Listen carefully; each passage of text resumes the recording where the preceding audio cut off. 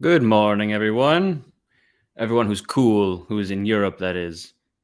If you are elsewhere in the world, it could be good afternoon, it could be good evening, it could be good night, just like in The Truman Show. Which I have to say is, if I had to say one film which had the biggest impact on my life, not the best film I've ever seen, not my favorite film, but a film that has stuck with me, The Truman Show would have to be on a list of those films. Definitely was a mind mind blowing film for me. Okay, so we are back with a sort of special live stream occasion.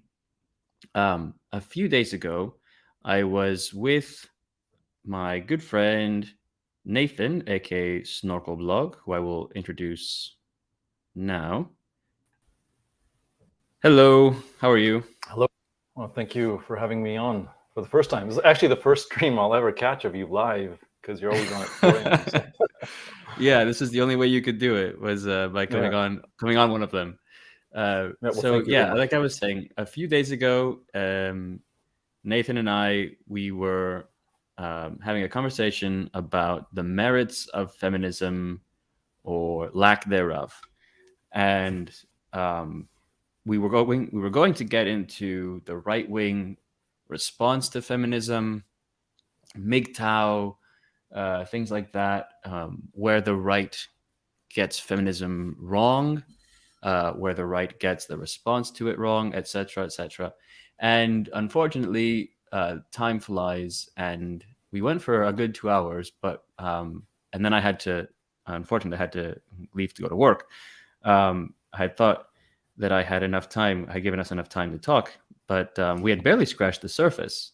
And so we decided to have a part 2.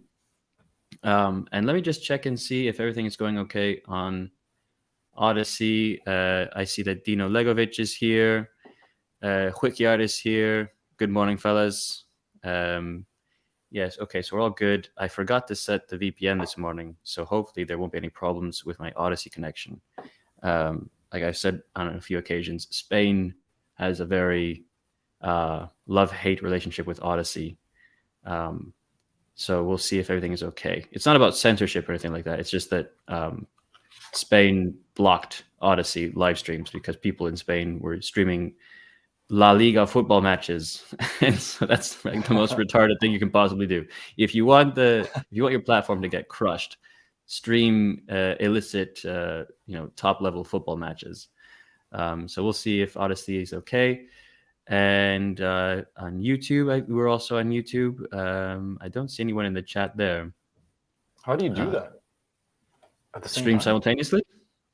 Yeah. Oh yes, I mean, you're a younger guy. That's another thing you're too. A millennial. No, this is it's not an age thing. I had to learn this stuff very, very cautiously as well. So Nathan and I are pretty much Luddites, wanting willingly or unwillingly. The tech stuff just does not come easy. And so our conversation from a few days ago, unfortunately, there's no recording of it. So that's another reason why we decided to do a part 2. And we are going to retouch some of the things that we discussed in the first conversation because, unfortunately, there is no recording of it for people to go back to. So, yeah, but anyway, the way you do it is you just... you get all of that streaming information from Odyssey, like your stream key and the URL. Yeah. You put that into StreamYard. And then if your StreamYard is synced to a YouTube channel, then you can just do that stuff automatically. And because YouTube is an official platform with prestige, StreamYard is, you can synchronize your StreamYard to your YouTube. We are on YouTube, but that doesn't mean that you have to guard your words. You can speak as freely as you want. Like I said, I don't care if this YouTube channel gets taken down. Here's a comment from... You care if my YouTube gets taken down? I care about you. Well, this is just a little sideshow at this point now. Telegram is where it's at, guys. Okay, so let's just jump right into the things we were talking about. Yep. You wanted to talk about, in particular, some of the things that feminism gets right, but in Right. a way, the things that they get right are also completely wrong. So That's correct.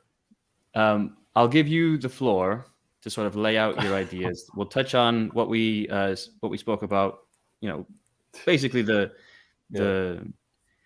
Cliff Notes version, the Cliff Notes version. The shoddily taken notes version of what we talked about a few days ago, and then we'll proceed ahead. Okay. Well, firstly, just to recap what you were saying, last week the thing just disappeared in the ether, and on my channel that's happened 2 times. Once with the Fergan, and then the very next live stream with you as well. Odyssey blames StreamYard, whatever. I've had enough. But anyway, thank you for having me on this to do this.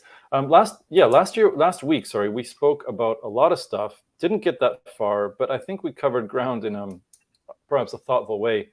And my idea about feminism, my gut reaction to feminism, especially to feminists, that's probably the best way to say it, is just it's a visceral disgust, and it has been for a very long time. However, when I get down to just the specifics of what they say, if I remove the context in which they say them, the time frame in which they say them, I personally agree with almost every single one.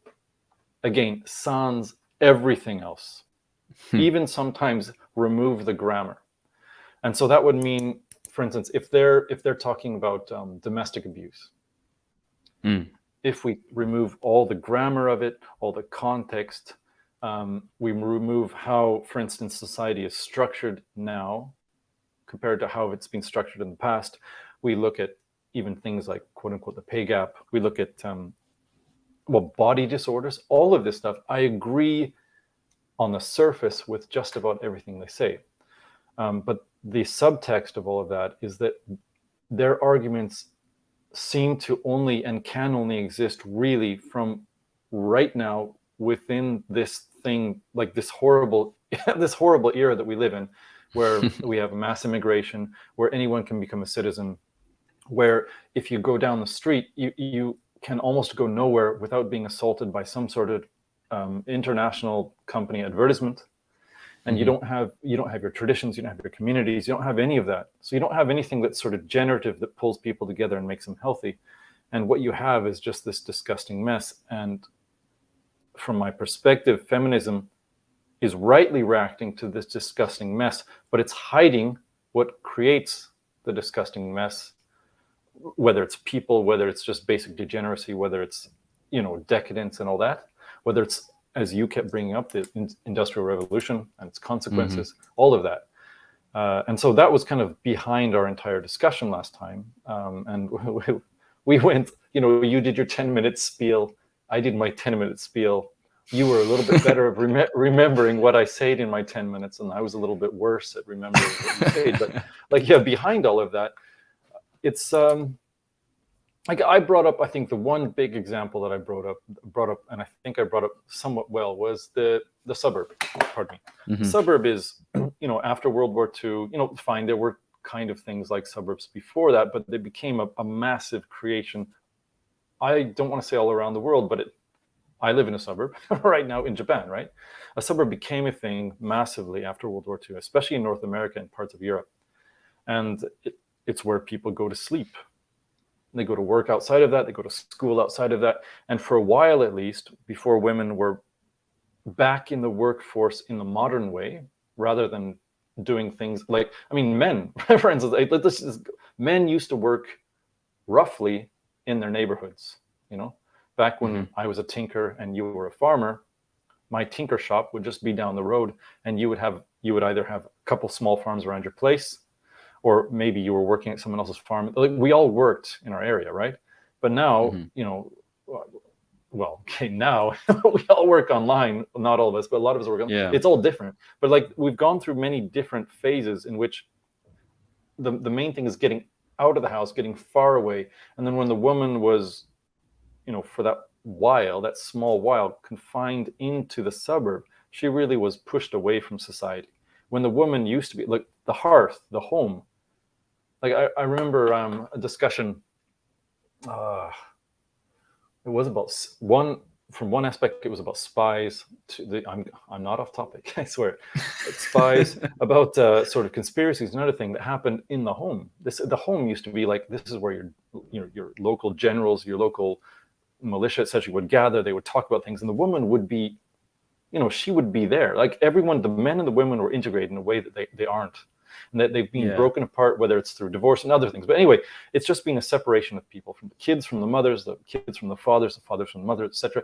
And it creates this loneliness. And so every on the fascia level of criticism that the feminists brought into, whether it's first, second, third, fourth, or whatever wave, I agree with on the face.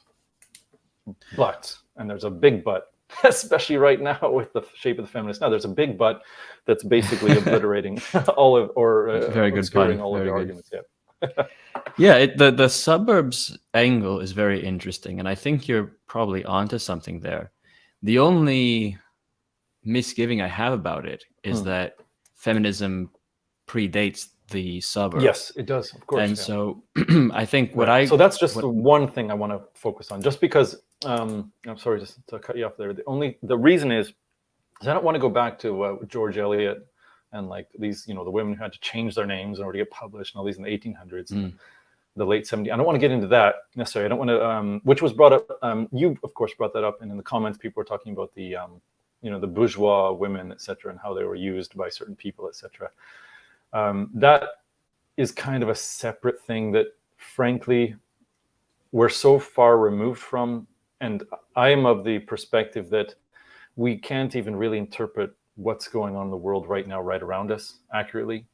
We don't have, not only we don't have enough information, but we are really cut off. That even looking at, say, like a speech, say, for instance, that Richard Spencer might have given, 6 or 7 years ago, that, people don't know, is he a Fed? Is he, no one, it's hard to interpret things in the recent past. And the farther past, I think it gets a little bit dicey. So I try to keep things, for this aspect, feminism isn't that old. If it's only 200 years old, it's not that old. So I try to keep things within the last 100 years.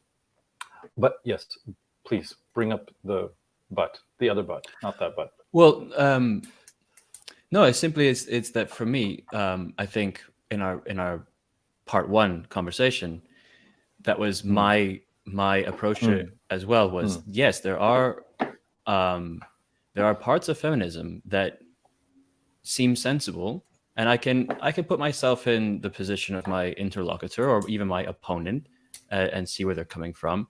And I mentioned even that one can do that. I can do that even with communism, which is not something I generally support or would a system that I would stand for. But I can certainly put myself in the context of the late 19th century, early 20th century, and if I exploited, factory worker or coal miner, I can understand why, some of the ideals of communism appeal to those people.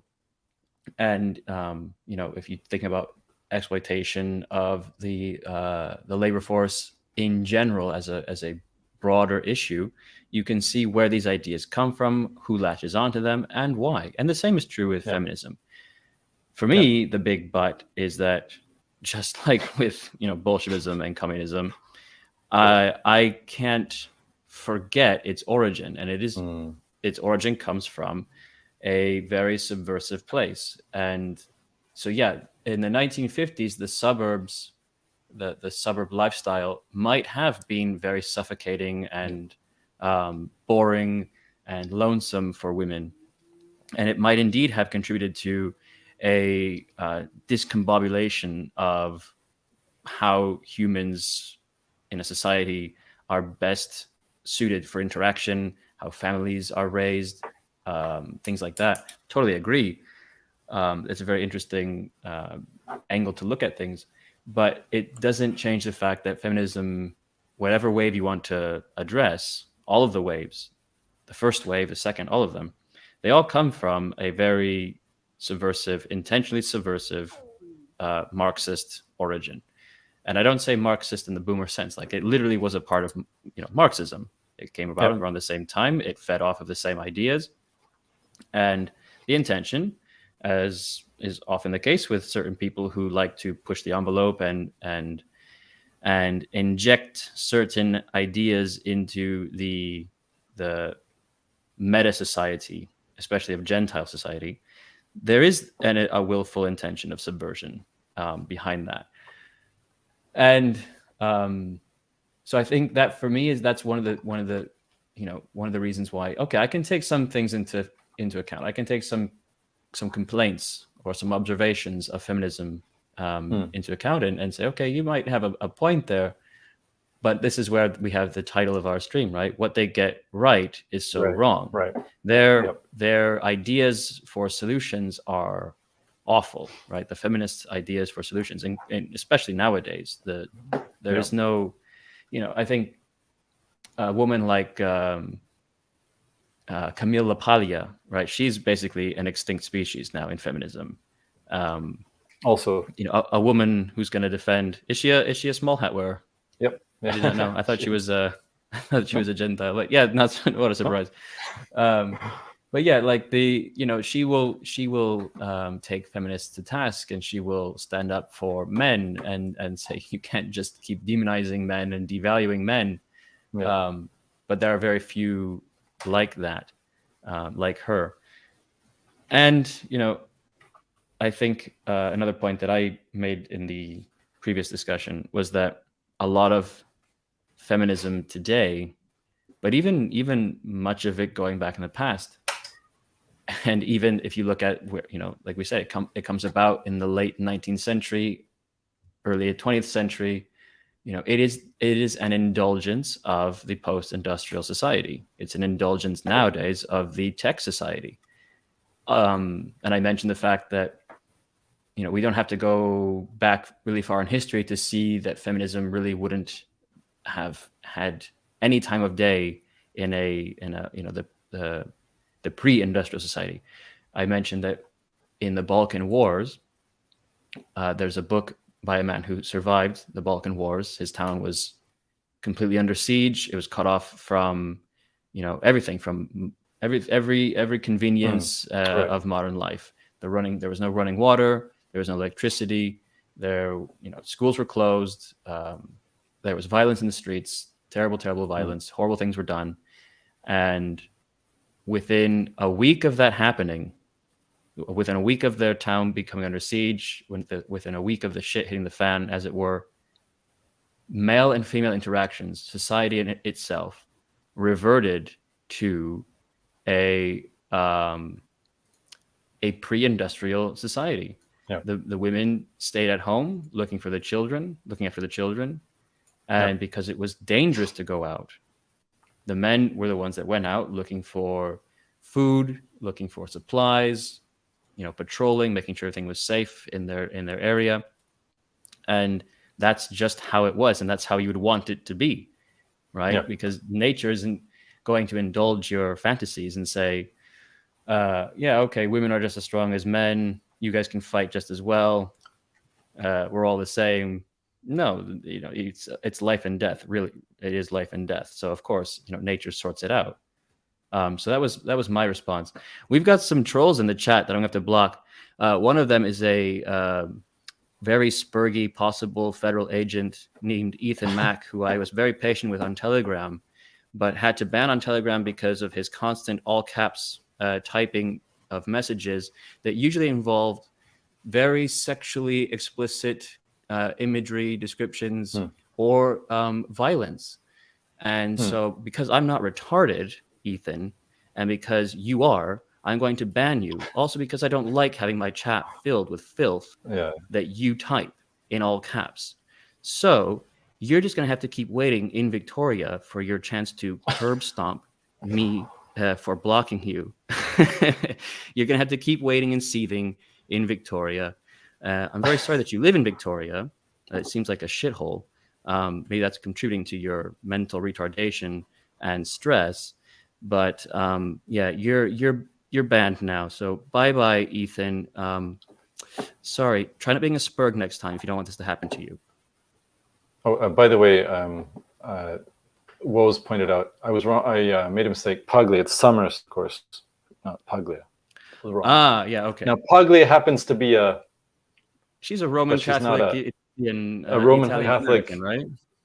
She's a Roman Catholic that does this instead of this, yeah. but she's not at this.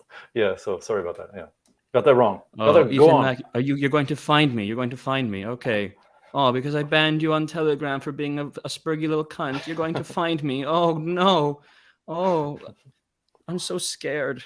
I love this. I love the fact that people who are supposedly on the same side will ultimately then become enemies and send death threats to you because you blocked them from a Telegram channel for being a retard. Ethan, you act like a retard. I've interacted with you privately telling you that it's not so bad. You'll be fine. You need to get your life on track. And if you don't want to have friction, stop typing all caps messages full of violent and sexual scenarios. Otherwise, I will think you are either a fed or just a retard. So people like you need to fuck off. It's really too early in the morning for me to be having to deal with people like this. Then we've got this guy here, Pine01, says, box, hapa, perspective. When I first saw that, I thought it meant put him in a box. What? And then I realized, oh no, this is the Chinaman. He's also seething. We have a lot of seething, bitter people with their knickers in a twist this morning. So I'm going to ban this person as well. Because I only box white people. Sorry. All right. So I think I think that's it. If you didn't come back to the topic after that, good on you. All right. So what else did we need to touch on about the... You mean bringing back to what we talked about last time? I think that's probably kind of a general good outline of what we talked about last time, and kind of the proviso that you were trying to bring up to my suburbs argument. And I couldn't remember even the word suburbs last time, if you remember. My English has gotten a lot better in the last week. Chatting with you for an hour and a half or 2 hours sort of jump-started everything. But yeah, I think that's probably a good bookmark about where we left it. However, right at the end, right before you were ready to go, I think we talked about, just right at the end, we talked about, and I don't remember how we got off onto the topic, but it was about life expectancy. Maybe it was about 20 minutes before we ended. And backstage is the word, backstage before we started this one today, I was pushing my son this morning and just thinking about life expectancy and why is it that I'm going to bring it up, but why is it that life expectancy is the one thing that oftentimes the people that will support, for instance, the is it Pinker? Steven Pinker, yeah, Better Angels of Our Nature, they'll bring up that life is so much better. And this doesn't matter if they've read Steven Pinker or not. They'll bring up life expectancy. Things are so much better. You could point out crime. You can point out the fact that, you may be frowned upon for putting up a Christmas tree, not because it's Christian, but just because it's like, it's a traditional thing. You can talk with a progressive and he's like, Portland's different. Portland's changed. And I'm talking, like, I've had this conversation recently with a friend from Portland. He's like, Portland's no longer what it was when I was young. And I gave my theory about what it was, which was factual. And he's like, he didn't want to go there necessarily, but then he brought up Pinker and about the things that have changed. I was like, yeah, but this entire time we've been talking about things that from my perspective seem that, and from my perspective, I look at what you say and what we've been talking about for the last half an hour kind of disproves everything that you're saying that Steven Pinker is saying about the world and how it's gotten better. So either it's gotten better for someone that we don't know about. Maybe he's writing the world has gotten better for, and then he leaves it blank for whom, Is it for a people? Is it for, what? Is it not for humans? Or he's just completely wrong. And the birth thing is quite incredible. Like you were explaining, how did you, you know what, I need to turn on the light. Can you, while I'm turning on my light, can you explain, for instance, how they sort of generally calculate the life expectancy? Because you did a very good job last time on my stream. Would you mind doing that just while I turn on my light? All right. So basically, all I did was provide information that I did not discover myself. This is the work of historians and researchers who, you know, aren't exactly accepted into the mainstream. That's not to say that they are, you know, quacks or anything. It's just, it's very difficult to break accepted academic opinions because a lot of reputations are on the line. And there is one academic conception that has become commonplace in the rest of society, which is that essentially up until the Industrial Revolution and the advancements in medicine and technology, everyone, particularly in the Middle Ages, died at the age of 30. Now, that's always seemed odd to me. Not only because there are plenty of examples of people who lived beyond 30 in those time periods, but it also just seems like it would be very difficult to even have human existence at all if everyone was dropping dead in some sort of Logan's Run. 30 years, time's up, you drop dead. And so I did a little bit of sort of, I was very inquisitive about this. Why do they keep saying this? Why do they keep saying this? It doesn't seem, something seems off. I don't accept this idea on its face that everyone just died at 30. And it turns out that claim really only comes from one study, I guess. And all it did was take the average lifespan of everything, including infants. And so what they do is, let's say you have a family with 6 children in the year 1242. Okay. Now, it is true that infant mortality was high in the past, in the ancient past, hundreds of years ago, and it's still very high in some of the poorest places in the world today. So if you have 6 children and 3 of them die in infancy, and 3 of them live to be 60 years old, well, what's the average lifespan according to the numbers? And then that gets extrapolated out until the rest of society. Okay, well, the average lifespan is 30. So everyone must have lived to be 30. Well, no. If you survived infancy, you had a lifespan that was more or less equivalent to what we have today. The trick was surviving infancy. And I mentioned that also in the context of, that situation in the Balkans, in the context of life being hard. And feminism is an indulgence. Feminism is a modern indulgence that can only exist in comfort, in first world comfortable societies. Because when you take away all the comforts, when you take away all of the conveniences and amenities, life is too hard to have these quabbles and these hang-ups and these pointless debates, just as, in a shit hit the fan situation or in a pre-industrial, situation. No one's really going to be very concerned about your gender identity. They're going to be concerned about how you contribute to the survival and well-being of the society and or family. And so I mentioned that infant mortality was a fact of life. It was an example of life being hard. Winter comes and people die. I think we forget, because we have lived in so much comfort, that for our ancestors, for our pre-industrial revolution ancestors, winter was hated because it was very difficult to survive the winter, especially if you were in either of these two categories, the old or the very, very, very young, the babies, the infants. They tended to die in winter in the cold countries, the cold places on Earth. where we nowadays, we don't have to worry about that, because everywhere we go in winter, there is central heating. In our workplace, in our homes, in our cars, we never have to really, apart from brief moments, be exposed to, fatal cold. So that was something that we talked about in relation to, I think, the comforts of modernity, which give birth, pun intended, to these indulgences like feminism. Thank God for global warming, right?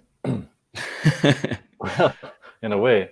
Yeah, so that's actually, by the way, in your comments on Odyssey, Whityard, I can say it right, it's awesome now. The same people who, do you mind if I read some of the comments? Go ahead. This is not my stream.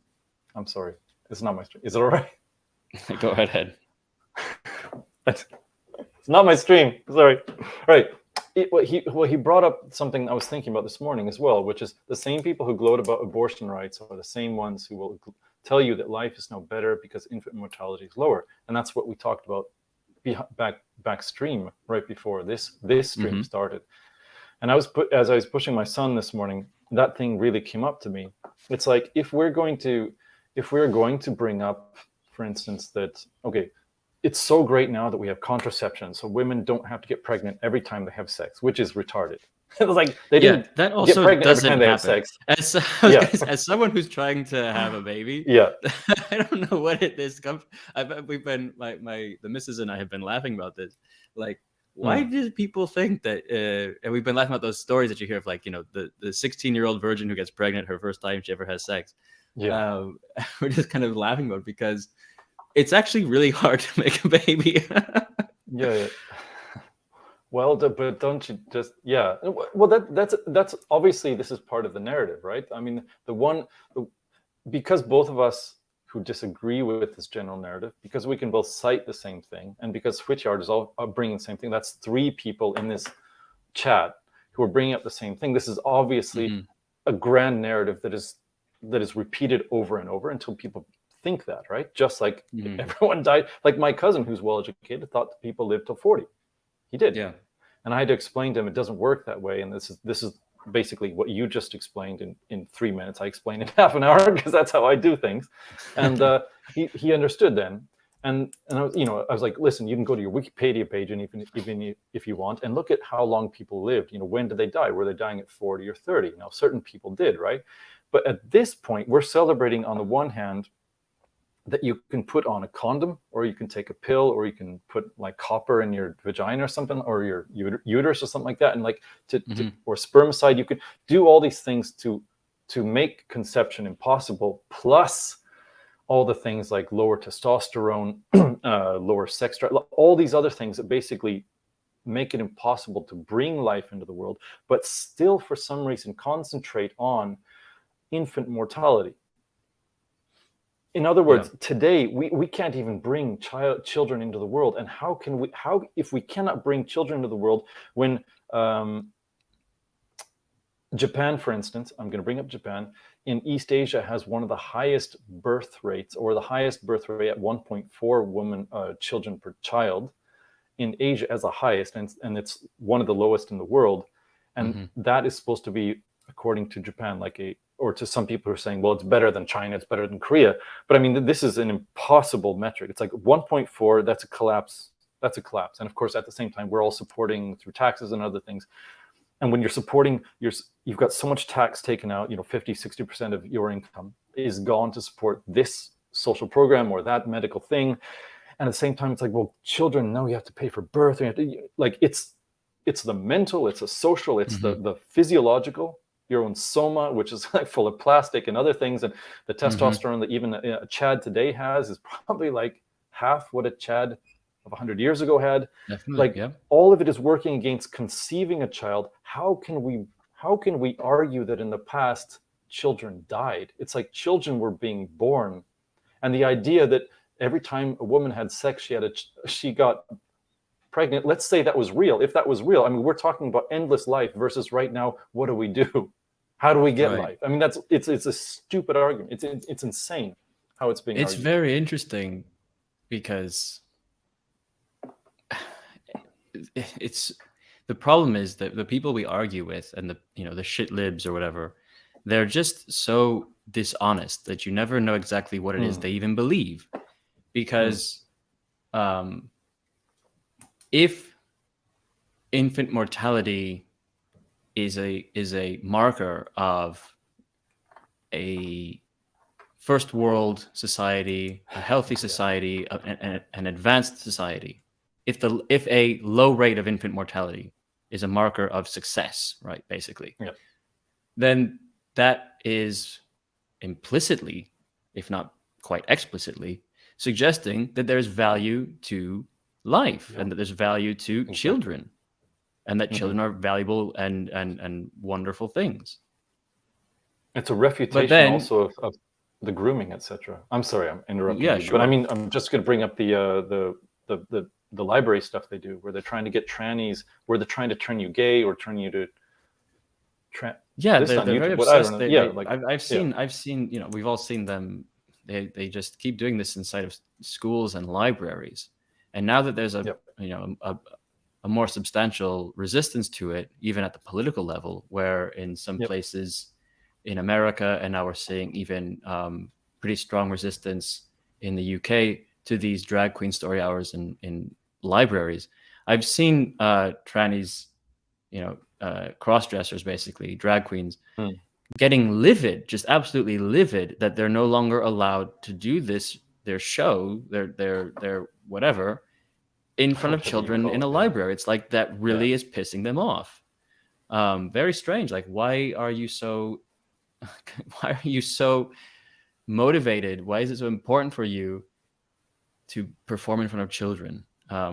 But the dishonesty that we're getting at and the hypocrisy that we've identified is that these same people, like a Steven Pinker type, like a blue check on Twitter, who will use infant mortality rates as a marker of an advanced society, are the same people that would say that life is better because now women have more access to abortion.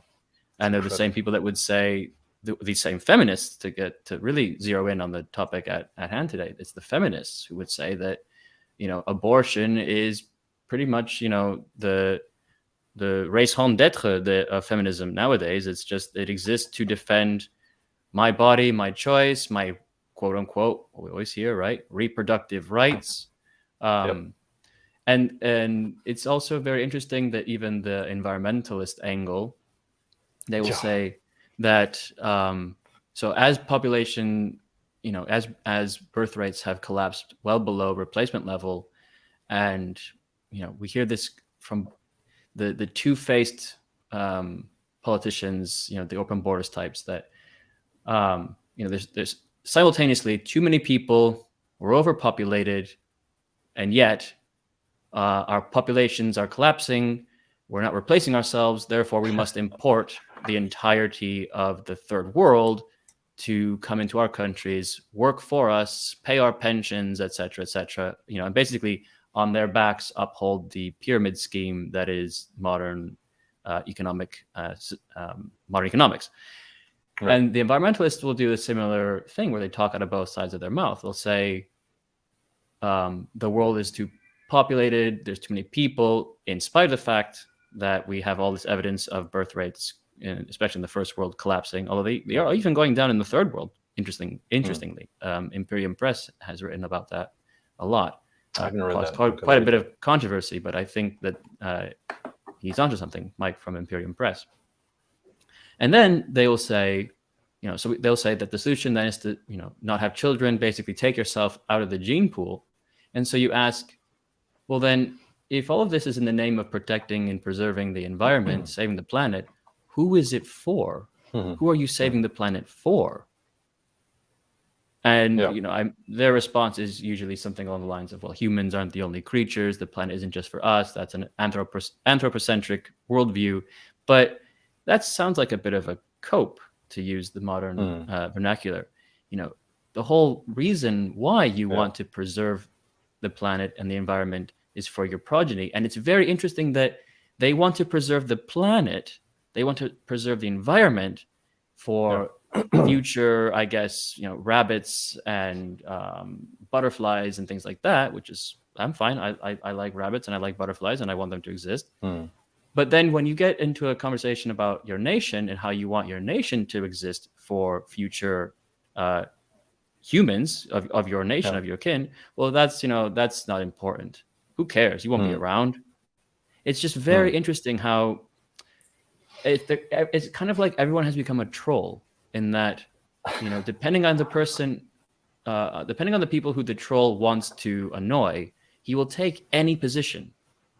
So in one argument, the troll is for X, and in at the same time, 5 minutes later, in a different forum, or when he's arguing with someone else, he is now against X just because he wants to be an online troll and just annoy people. But doesn't actually believe in anything. And I think that we come across that a lot. But in this case, in the case of feminism and these kinds of people, I think it's just because they absorb these ideas like sponges, because these ideas dominate the culture, and they never really ask themselves, are these true ideas though? Are these based in truth? Or let's take these ideas to their logical conclusions. So I think that's why we often come across these frustrating contradictions when we have the occasion of interacting with these people.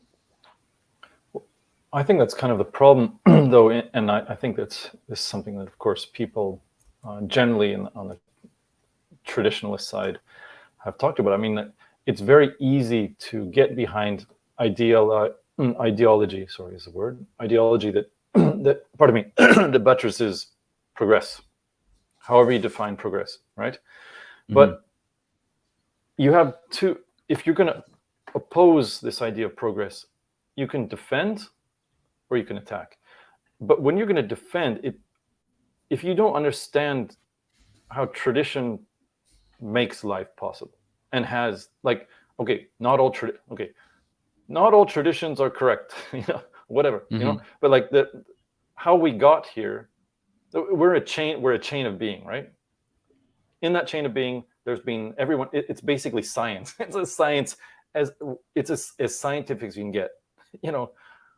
Let's take the basic standard. The first guy took a rock and he hit his friend, and he became the first murderer. And that was good, but it wasn't as good as using the bone. You use your tools. You gather religions. You understand spirituality in a deeper way, and sometimes a less deeper way. But everything evolves. Everything progresses in its own natural way. The word is screwing up. But it's a scientific way of like trying, failing, and not always getting things right in some sort of like moralistic sense or some factual sense. But the way we got here is because we relied on basically the natural instincts that are just extruded through human life to make things possible, to make life, right? And at the moment, it's so against that. And when we, for instance, the abortion thing, it's so crazy, like how everything dovetails, how the abortion, the pro-abortion thing dovetails with the pro-immigration thing, dovetails with the pro-global climate change, not global warming, climate change thing, with everything, right? And on the climate change thing, like, okay, just standpoint, anyone can figure this out in the brain. Does an African living in a village, like let's say Kikau from Gods Must Be Crazy, who lives in like a little hut, and his family lives in the hut. They make fire with how did he make fire? I can't remember how he made fire. It was pretty ingenious though. And he found water by collecting like dew from the ground or scraping tubers, etc. Like, does that person produce more carbon than the person who lives in Europe? Let's just ask a question. Then you can think about, okay, well, like if carbon is the big enemy, okay, let's say it is. Does my washing machine produce more carbon than his entire family? Probably, right? So why are we importing all these people from the third world into the first world to create way more carbon? Like the argument is, as you said, it's what's that word? It's many words. It's false. It's disingenuous. Yeah. It's hypocritical. It's contradictory. It doesn't make sense. Yeah. I mean, and there's a lot of things even that you have to take on face value. Like, is carbon bad? Is well, yeah, I mean, is human activity changing the climate? Like, all of that stuff is, well, it's like another one of those ideas that we absorb like a sponge, and we never think about it critically. We just hear it, and we hear it repeated often enough. Too much. Like, how do you though? I mean, there's a song that Duran Duran made in 1991 on their album. I think it was called Duran Duran, and the song was called "Too Much Information." And there's too many things we have to think about, and because there's too much, there's no way that you can. Not only can you not refute everything, you can't research everything, and because it's repeated, it just becomes factual, even if it's retarded. And now, people that don't think. I mean, yes, the Mr. Kikau that goes from collecting all his own water, from hunting to etc. He's going to make a million times more carbon if he moves to. If carbon is the enemy, if he moves to, via some immigration scheme, moves to America or moves to Europe, he's going to do that. But somehow so obviously it's not about global warming. It's a foil, right? Yeah, we're also told that we need to take in all these people because we have to let them have the chance of living a better life. So implicit in that statement is that the life of these hunter-gatherers in Africa who still live like, Stone Age hunter-gatherers, the implicit statement is that their quality of life is lower than ours, because obviously we know that not everyone, because the whole thing is they want to have to escape poverty. They're all escaping something, whether they're escaping a war, whether they're escaping a persecution, or now even just simple poverty. But it's always interesting to look at how are they defining that poverty, because your example of that character from the film The Gods Must Be Crazy, he's obviously materially poor compared to a first world person. The Hadza tribe in Africa are materially poor, compared to a European person. But in some ways, they have a quality of life that, because they have not been tainted by the poisons of industrialization and now the tech revolution, in particular with the Hadza, they are pretty healthy, very healthy. Their lives are fulfilling. They are, pretty much happy all the time. The work they do matters. They all have well-defined roles in the tribe that give them a sense of meaning. And they've all got, shining, strong white teeth, sharp jaw lines. The men are jacked because they spend all day hunting. And when they finish hunting, they bring home the kill and they celebrate the successful hunt by, eating and dancing and living in the moment with not a mobile phone in sight, that sort of thing. I want to get back to the suburbs, the woman's role in the home. I've seen some comments here too. Millennial Woes asked, what about this idea that, quote, women always worked? I hear this a lot now, to refute the idea of the nuclear family, women focusing on raising kids, etc. And Quickyard talks about here how women have always had work to do. They were always involved in domestic work, such as weaving, crafting, farming, medical, or teaching. But their work was never really outside of the home. And now we associate work with, going to your 9-to-5 office job and being a strong, independent woman, boss babe. But I wanted to talk about that because it was something that was going to come up anyway. And you mentioned this earlier at the start about how there was a more communal atmosphere, a more communal society. Men would be in the home talking shop or politics or serious matters, and the women would be there too because it's taking place inside the home. Now, this has become known nowadays because nowadays everyone is online and everyone has to come up with novelty takes with their new hot take of the month. And so this is the thing of the longhouse. Have you heard of this? I don't think so, no. Okay, basically, it's a novelty take. It's hot take wankery that basically just says that we live in a matriarchal society, which is something that anyone who's been paying attention already knows. But because we have to have novelty takes, everything has to be, redesigned and renamed so that it sounds like a really cool and original idea. So basically, we live in a matriarchal society. That's one of the problems that we're dealing with today, and one of the reasons why, there really is no fixing it. It's going to just have, we modernity, technology, industrialization, convenience, all the things that we mentioned earlier have led to a matriarchal society. The values of masculinity have been reduced, if not demonized and abhorred, because also they're not necessary. We were talking about this last time too, that, when people say a woman needs a man like a fish needs a bicycle, I can't remember. I think it was Andrea Dworkin who said that as well. She's had some real corkers about, how men are basically not just oppressors and evil, but ultimately even unnecessary.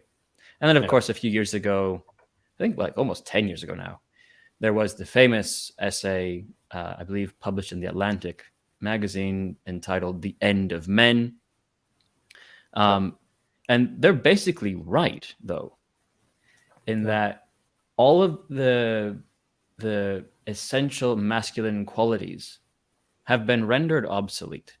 Someone in the last conversation mentioned in the chat that women are attracted to, or women want men who will protect them. That at the end of the day, the constant in life is that women want men who can protect them.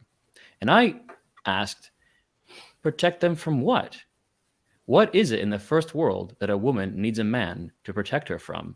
And what is it that a man can protect her from that the state can't also protect her from, and possibly even better? Yeah. That's why we have the phenomenon of single mothers. In a non-industrial society, in a non-first world society, there would be no such thing as a single mother. She would not survive. But if she could survive, it would be with a lot of difficulty.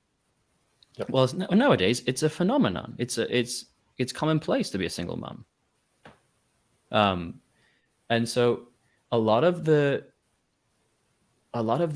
impulses, a lot of the meaning, the fulfillment that men get from life has been taken from them, more or less. Yep. But so that's why we live in the matriarchal society. The longhouse, though, is this idea that time being cyclical, not linear, that there was a cycle in history going back quite far into even, ancient history, where basically, Northwestern Europeans really, but, prehistoric, in particular, human society was based on the longhouse. So it was a place where, like a communal place, like you were talking about, the tribe would gather inside this big house, right? Think like a Viking, thatch roofed wooden building. And there they would be inside. The animals are inside, the children are inside, the men are inside, and the women are inside. Everyone is inside the long house. When work is done, when the hunt is over, basically this is the place of social gatherings, and it's also the living place. This is where people slept, ate, right? And inside the longhouse, because it's so communal, because people were living in such close quarters, because everything was shared, women ruled. The matriarchs ruled the longhouse, and they did it. Apparently, this is the idea. They did it in the same way that the matriarchy is ruling today. Instead of resolving conflict through direct confrontation and clear speaking, because it's a female-dominated culture inside this longhouse, conflict is resolved with, passive aggression, avoiding direct confrontation, avoiding conflict. There's much more emotional manipulation tactics, things like that. the greater good, the common good, is given precedence because they're all living together inside the longhouse. Everything is shared. So if you have any sort of individualistic tendencies, or if you want to make a specific claim to something and own it as your own, well, that's not appropriate, because inside the longhouse everything is shared and we have to get along with each other. So you can't have those individualistic impulses, Faustian impulses, really. It's all repressed. The longhouse, the basically, it's like a hen den, the woman rules the roost instead of the rooster inside the longhouse. And so all of the masculine tendencies, the Faustian urge, violent tendencies, even, all of that gets repressed or even prohibited, under pain of exclusion from the longhouse. All that is to say that I think there's something to what you were saying earlier about, domesticity and feminism being going hand in hand, because I think we do live in a matriarchal society. Yeah. I don't know. What are your thoughts on that? Well, I mean, there's probably 1,000 sort of evidences for living in a matriarchal society. About the longhouse, this is being my first time on hearing about the longhouse theory or whatever. I don't really have much to say except for that's an interesting take that someone might have. Now, because you had sort of given your own idea that this was kind of like was it piss take? Do you say piss take? What did you say? Hot take. It's the new hot take. Sorry, hot take. Yeah, the new hot take. So I get the idea that you generally would disagree with that. That's how I would take that from you calling it a hot take. No, I just think it's basically it's a convoluted novelty take of saying that we live in a matriarchal society. We live in a society where the values of and again, we have to speak boldly and just use terms, because the deconstructionists will say that, what is femininity, what is masculinity? They obviously know what these things are, because it's clear, it is obvious that masculine tendencies, that the masculine in men has been demonized, has been ridiculed, has been repressed, has been shunned, has been expulsed from society. And the feminine characteristics have been elevated, promoted. Now, the irony is that all of the masculine traits, all the masculine tendencies, when they are exhibited by women in a film, in a story, in a celebrity, then they are celebrated. Right. So if a female, that's right, character in a film is a badass and sits with her legs wide open and is rude to people and solves problems with violence, she is a badass. Yes, queen. She's a girl boss.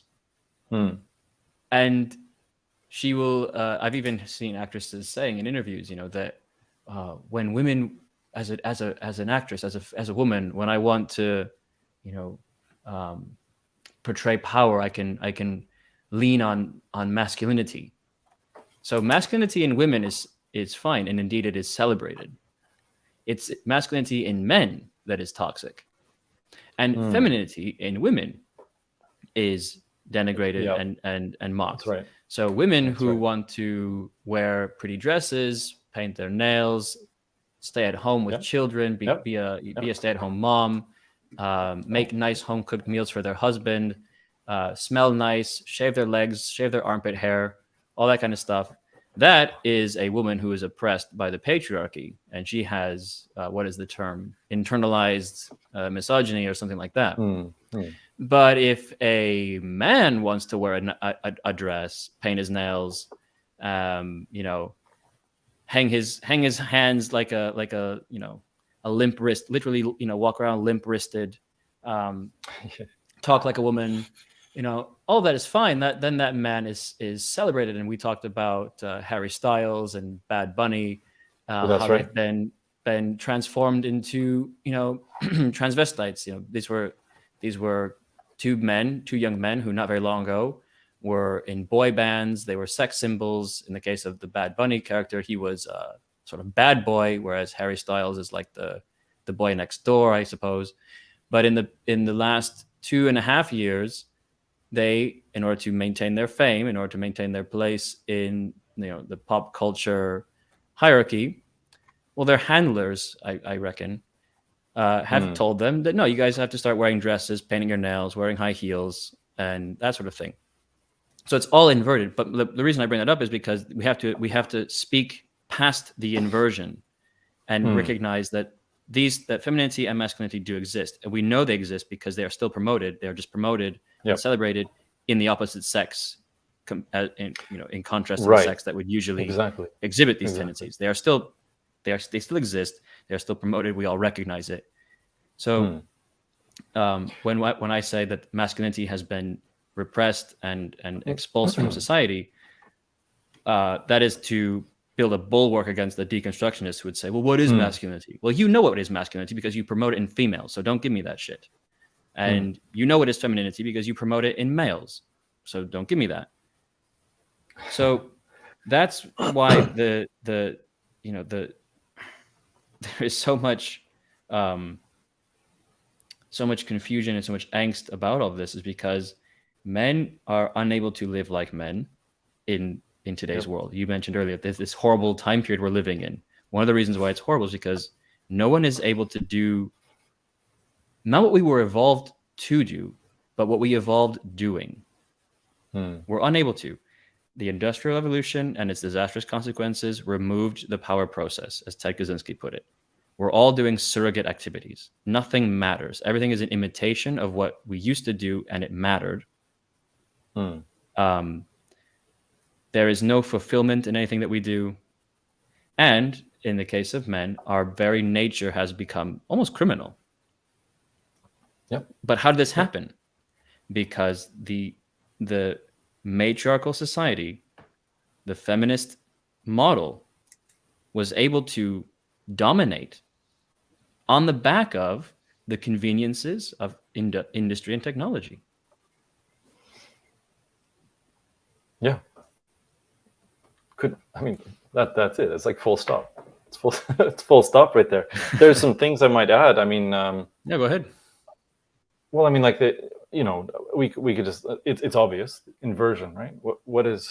Why is it that we have this growing number, it seems to be, of heated, very, missionary style transvestite, transsexualism, which, we talked about the libraries, we talked about that a little earlier. Why do we have to do that toward children? At the same time, we're obviously putting children off by showing them this, by giving them access to these perverted creatures. We're basically screwing with the that's not the word I should use in this instance, but we're screwing with existential issues. So if a child grows up, for instance, even if they're not touched or something else happens to the child from this transsexual person, that's a major input that then stymies their existential urge to, for instance, create children in the future. It's anti-children, but then not only that, the transsexual themselves, what are they, right? They're like a carnival version of a woman, and it's usually a man, right? And the carnival, and when I mean carnival, I'm thinking like Mardi Gras or like those other ones where these women put on these huge things to not accentuate their femininity, but usually to accentuate sexual characteristics. But they don't look, usually nothing terribly attractive about any of these women that do that, but they're spectacle, right? And so the tranny is a spectacle to which all attention is sucked. It's not even drawn. It's not necessarily drawing your attention. It's sucking out your attention, whether it's negative or positive. And so the conservatives, they want to shut this down. Yes, shut it. Yes, obviously shut it down. But why is it that we should shut this down? And it's not just for the kids, it's because it's completely anti-existential. It's anti-tradition. It's like what happens to society when you let this thing happen? I mean, you get the Henry Styles. What's his name? Mm-hmm. Styles. Harry, yeah. Harry Styles. You get men that used to be sexual objects for women turning into, or at least showing off like some feminine trait, and everything becomes inverted. And then because a man can't be a woman and a woman can't be a man, whatever is birthed from that inversion is completely neuter. And everything is created. I mean, like, yeah, Ted is right. Yeah, we're all just, it's all surrogate activities. Like a man that makes a muscle, right? You make the muscle, but for what reason? Mm-hmm. You go 3 times a week to learn Thai boxing and get your face punched in, so you can't see you don't put your face up on the avatar. You do that 3 times a week, or you get twisted into a pretzel in jiu-jitsu. But why? Because it's true. Like if for instance, exactly. Why are they called martial arts? Because they were martial. Because you were a soldier, you were in the army, and this is what you did in your downtime, because war, battle, combat was life, it was the air you breathed. And when this is true, not just in, there's a great history of European martial arts that is often forgotten. HEMA is something that's coming, that seems to be rising in popularity, so it's nice to see. But like, again, talking about the masculine dominance of a masculine society, a non-longhouse society. If you think about how life was up until industrialization and tech and comforts and of modernity and things like that, what was it to be masculine? What was it to be a man? Okay, well, you're probably doing manual labor. And if you had muscle on you, it's because of your work, and you were lucky enough and to be well fed. We talked about how, in the last conversation, we talked about how there have been now plenty of skeletons uncovered. Ancient bones have been discovered going back all the way to the Bronze Age of females with stronger bone density than Olympic male rowers of today. Now that indicates 2 things. That's incredible. That people were very strong. It indicates that they had lots of physical movement, lots of physical work, obviously. But it also indicates that they were very well fed, because you don't get the bone density if you're doing lots and lots of physical demanding work, but you don't get in the calories. You won't have that bone density. You will be a wraith. You will be you'll look like a prisoner of war photograph. Right. Exactly, So in order to have a Bronze Age female skeleton with such strong bones, indicates that she was highly active, and it's true that in Greek society, Athenian, Spartan, and other Greek city-states, but particularly the Spartans, females were not warriors, right? There was no bad bitch Spartan warriors. But they were encouraged to be athletic. They were encouraged to take up athletics because the Spartans believed, and this is to their credit, how clever they were, how observant they were, that healthy bodies, healthy people produce healthy children. And they understood the link between health and physical activity. And so everyone was encouraged, if not required, to be a very fit specimen. And so even the females were encouraged to partake in javelin throwing and wrestling and running and all that sort of stuff. So when you have these Bronze Age female skeletons with such strong bone density, it indicates a very active lifestyle. They're not sedentary like we are today. They're not spending all day just sitting around, scrolling on screens or watching cartoons. They are active, and then they are getting in lots of calories. But then if you look at that's the manual labor I was talking about. So people are doing manual labor. They're farmers. They're working in the fields, or they're hunting. Hunting is a very physically demanding task too. It's not just waiting for the animal. You've got to. And in the past, before again, highly advanced firearms and things like that, you're hunting rather with a bow and arrow or a spear. You're getting up close to the animal, or you're using hunting tools that require dexterity and strength to wield.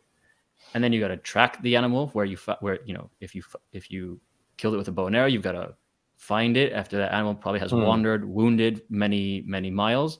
You got to track it, find it, pick it up, put it on your back, and carry it back all those miles back home. So physically active, all of these people. But then if you were of the nobility, or if you were of the knight class, right? These men were constantly battling, even if there was no war going on. We think of medieval tournaments and we picture knights in full plate armor with these, this pageantry, colorful banners, their horses decked out in the trappings of their coat of arms, and the trumpets are playing. That is very late medieval style tournament. For most of the Middle Ages, tournaments were not just jousts. Tournaments were mock battles that these knights would engage in because they couldn't stop fighting. They just loved fighting so much that they would organize mock battles to keep themselves training, to keep themselves sharp, literally. And also it was a chance for them to win fame, win renown, win money. You could capture an enemy noble, an enemy knight in the mock battles, and ransom him get a lot of money for that.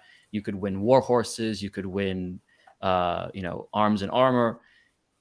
And these knights were just always fighting. If you contrast that with today, nowadays we have schools that don't allow the boys to play rugby. Right. That I'll just leave it there. That's all over the UK, in Australia, in America. Dodgeball has been prohibited in some schools. All of that's just to show that how far the pendulum has swung from a society where martial arts or just martial behavior, combative behavior, physically dangerous behavior, bellicose behavior was commonplace, and it was promoted amongst the men folk, to now where a bunch of pearl clutching school marms prohibit boys from even playing rugby. I think we don't even realize how much damage that has done. Well, it kind of brings up... Well, the reason we don't realize it is because we live in this matriarchal society where these values, the masculine values of being strong and combative and being martially competent, they don't matter. They've been demoted. Yeah. Except if you want to enforce something, of course, you need someone to be able to enforce all that stuff. And of course, if you want to force someone not to be martial, not to be combative, not to show their edge, then you bring out the person who is combative and martial and all that, and you bash their heads in. It is a power game. But the whole thing you're talking about there, the medieval knights, when they're not fighting, they're LARPing, right? It actually, I did a SnorkelBlog a couple of weeks ago, basically, and on the cuff of things, I was like, you know what, the LARP is one of the most important things. And the basic idea was, if you don't pretend, let's just talk. Like, I don't want to bring up this whole topic, but I'm just going to bring it up just for a second. But like, you hear Christians a lot of time talking to pagans, saying that they're LARPers, because you don't have your text, you don't have the tradition anymore, etc. And so therefore you're just trying to live out. Well, but what else is religion? I mean, you can tell me that your God exists. You can tell me that he created the entire universe, but you can't. And you can say you know it, but you don't. The only way that you are going back to text, you're going back to a tradition, and your faith is actually just a LARP. You are just acting as if it all is true. Now you believing it doesn't matter. You're acting as if it's true, and therefore you're bringing into your life the existence of God. You are living your faith, and therefore God exists. It's like the game Populous. No, actually, it's not. Populous is beyond that. And therefore, if this martial existence is so important, which it is, it has to be. I mean, obviously, then when you're not fighting, you should be learning how to fight better. Because if you have to take about if the existence of your tribe or the existence of your borders or whatever is that important, you have to protect them, and you can't just take time off. Although of course we know the especially in England the existence of the burghs, I think is what they were called, where the farmers would of course be trained, and this is another thing, they'd be trained for the eventuality of fighting. You're training. You're not actually killing your neighbor, but you are fighting with your neighbor in order that when you are attacked by an enemy, you can actually deflect them. And this is the thing. If for instance, a Christian tells a pagan, "You're a LARPer," yes, you have to LARP your faith into. That's what you do. You LARP faith into existence. You LARP masculinity into existence. I've heard it said in other contexts. I've heard it said, "Fake it till you make it." Fake it till you sometimes, make it. Yeah, sometimes you have to like fake it. Exactly. You have to like. I've heard this in the context of like life coaching and stuff. Of course. Okay, so you're poor and unemployed right now, but don't just wallow in pity and self-pity and in misery. Go out there and there's nowhere that goes. Try and get a girlfriend. Try and get a job. Puff out your chest and keep your chin up. Fake it. Fake it like you're doing okay. Fake it like you're not wallowing in like you're not in a miserable moment of your life. Fake it until you make it, until you do land that job and until you do attract that girl, and then you can actually legitimately live out that chin up lifestyle. But you have to fake it in order to get there. It's the same thing. I think LARPing, the whole LARP thing is like, again, it's just it's something only we can do nowadays. Only because we are so detached from nature, human nature, mother nature. We are so detached by convenience and by technology. Only we can deconstruct everything and analyze it down to its minute details and call it a LARP. For everyone else in history, the things that they did were not fake. They were either daily activities, prescribed roles that they had to fulfill, or they were hobbies. People used to have hobbies. It was called a hobby, not a LARP. It was called a hobby. So again, it's in a way, Nathan, it's like we're already in the metaverse. All of us are just living in the metaverse. Everything is meta. Everything is deconstructed. Everything is analyzed, psychoanalyzed. We live in such a Judaic framework as well, in the psychoanalysis of everything, the deconstruction of everything. That's another part of feminism was deconstructing roles. The deconstructionism is a huge part of the paradigm that we've been living in. Everything must be deconstructed and reshaped, put back together in the image of the people who have the power to do the deconstructing. And that's a huge problem. Okay, let's get on to now the right wing, the online right, the nationalist right, the dissident right, reaction to feminism. And just in general to the problems and issues and realities that we've been talking about. So you said that there's a lot about feminism that on its face you can agree with. You don't like the baggage that comes with it, but you agree with basically on the face. The way you said was pretty much everything. So as someone who agrees with the feminist position nowadays and on the face and in its context, right? On its face, we're removed from all historical, all national, all traditional context, and when it's just criticizing the bubble that it's in without understanding the bubble that it's in, I agree with it. That's because I think it's important to note too that in our previous conversation we talked about how, and this is even going back to the infant mortality thing and abortion stuff, women have been wanting to commit abortions for pretty much, it seems, all of human history. There are potions, there are plants, there are tablets, there are all sorts of things that women have been trying to take to cancel a pregnancy certainly for thousands of years, if not tens of thousands. I don't know. But certainly, for a good millennia. And we were talking about infant mortality and how so many children died in infancy. I can put myself in the position of a woman in, the year 1000 And maybe she doesn't want to get pregnant again. Maybe she doesn't want to give birth again, because that's also, in the year 1000, a very risky thing for her to do. It's not as, again, women dying giving birth to us is like such a rarity. We can't even get our heads around it. Oh, you died? She died giving birth?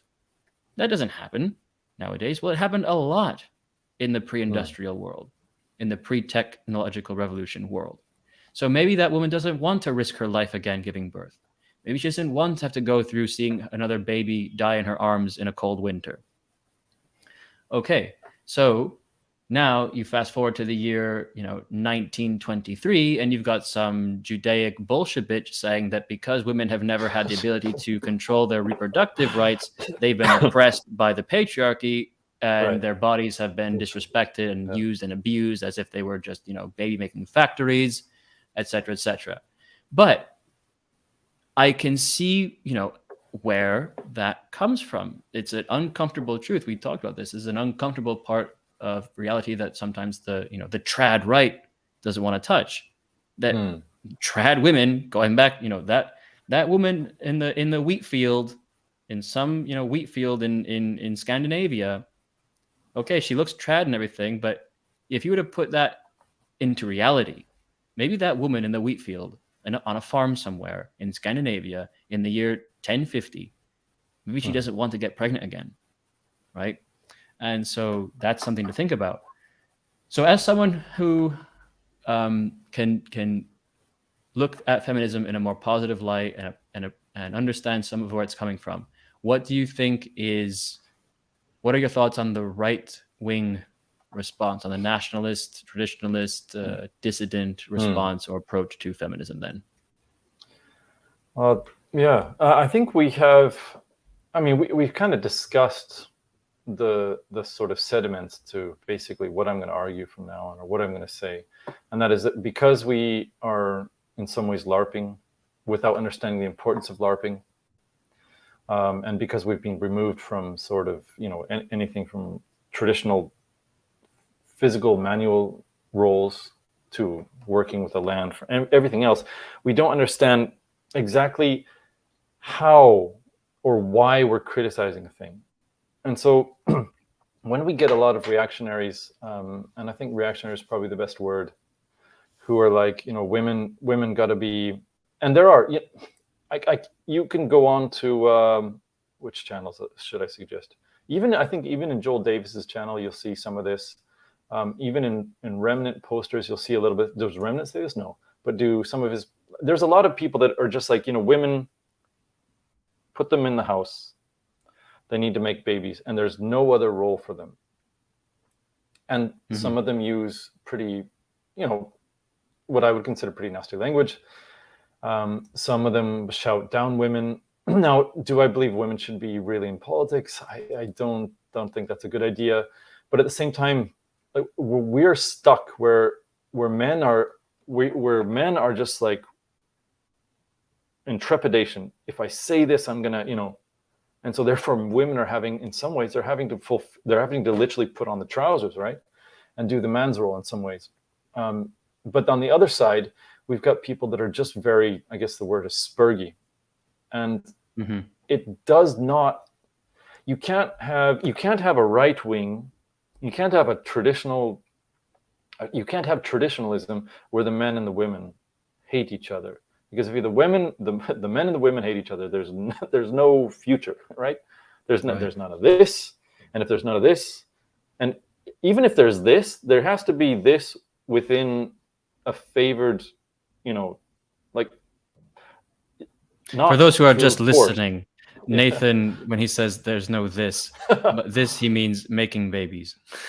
yeah. So with like there's forced penetration and there's accepted penetration. There's loved penetration and there's forced penetration. And that you can't. What we want on the traditional side, if we love our people, and that's what people talk about. We don't hate. We love our people.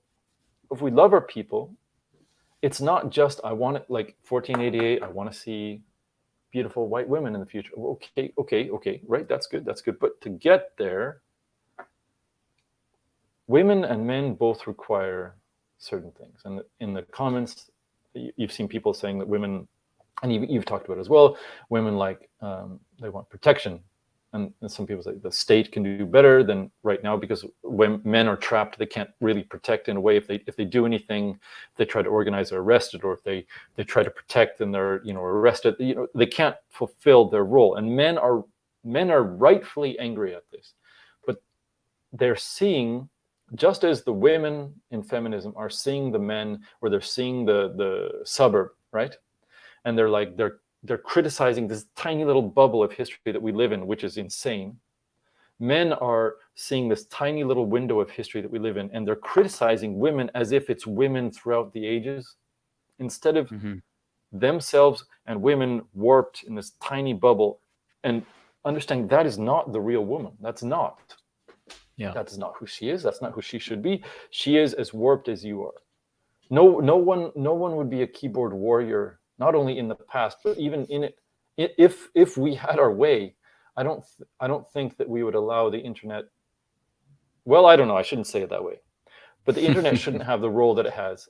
Because I waffle between in this era. If this is the case, if for instance we live in such a degenerate era, how do you overturn it? Like, perhaps there is a time for totalitarianism, but it shouldn't be the norm. It shouldn't be perennial. It should be, there should be a time for it to destroy things, and then find something that's better. So in that way, I'm a wishy-washy, not wishy-washy. There is plenty of historical precedents for that, and I don't even refer to Mustache Man in the 1930s or anything like that. But many times, even in ancient history, sometimes a ruler would have to lay down the law, and even Machiavelli talks about this in The Prince, and how this is actually something a wise ruler can and should do. Let's say you have disorder, you have chaos, you have degeneracy, anything you want. You have a situation where there is a lack of order. Chaos reigns. Well, Machiavelli suggested, and he gave an example of this, someone who actually did this in medieval Italy, but there's other examples too throughout history. But a wise ruler, in order to lay down the law, temporarily wield that iron fist, but still maintain the love of the people, not become a hated tyrant that gets strung up at the gallows by a fed up populace. Right. Just have someone else do the dirty work. So what Machiavelli suggested was that the lord of the land would hire his sheriff or his best knight to go into the town or whatever, go into where all the chaos is, lay down the law, rule with an iron fist, impose basically what you're saying, totalitarianism, authoritarianism, crush the people, crush the degeneracy out of them, crush the their wayward ways. And then the Lord would come in to the town, and he'd see all these people that are being ruled with an iron fist. We don't like it. We're being tyrannized. We are so oppressed. And he'd say, "Oh, okay. Well, is this the man who's been oppressing you? This is the man who's been so strict with you?" And he'd get the knight or the sheriff. Yeah, that's him. Okay. Well, because I am such a wise and gentle ruler, and all I want is a functioning society. All I want is for us to behave well, stop behaving like petulant, degenerate children.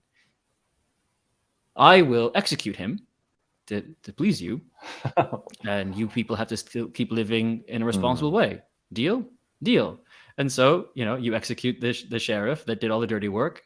The people are happy because now the boogeyman is gone, and you are the beloved ruler who is wise and kind-hearted, but also stern like a father. And so now we will do what you say. It's just brilliant. It's also happened in Dune. The Harkonnens, Baron Harkonnen used what was his name? The guy that like basically pushed not just the Fremens, but the big cities, and just pushed for more spice production, killed a whole bunch of people, and then brought in Fade Rotha at the end. I've never read Dune. Dune isn't. I would like to.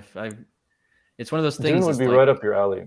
Huge, it's got such a huge cultural imprint. And all the movies are trash. Absolutely. Yeah, I've never. That's the thing. Is like I've never been interested in watching any of the movies. I feel actually, I shouldn't say that. None of them have done it justice. The first movie, it screwed up the fighting. It brought in guns instead of swords, which basically ruins Paul. It ruins all the characters. But the next one, it ruined Dune in terms of how it's traditionally set up, and it just doesn't work.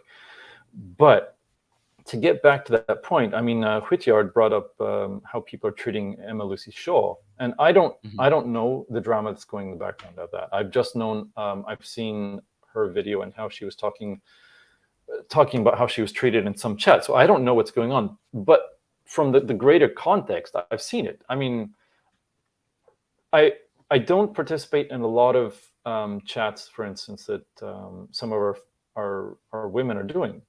But I see how a lot of these guys, these really reactionary, maybe, I don't know if they're young, I don't know if they're old, doesn't matter. But I know how they talk about women. I know how there's this like demon that's just getting them to hate women. And the moment you do that, that's it. There's no future. We know this. There's no future. If you're not doing this in love, then there's nothing that you, and this is, of course, I'm talking about penetration. I'm talking about the act of making children. If you're not doing that in love, there's no future.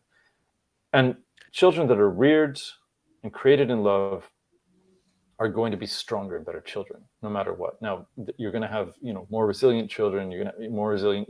There's everything's up down to an individual case in some instances, but in general, I mean, this is the way you want to go forward. And you cannot have, from my, Nathan's talking about 1488, whatever, that's a separate issue. But 1488, you can't have 1488 if you hate your women and you want to make, for instance, a baby birthing farm out of them. You just want, some people want, we want to implement, harems, etc. You want to, maybe there's a time for harems. I don't know, but you can't make that a norm. And you have to, if women in our side of things are actually complaining about something, they're shining light on something, and those are women that we think, let's look at their character. Let's look at what they've done. Let's look at the things that they worry about.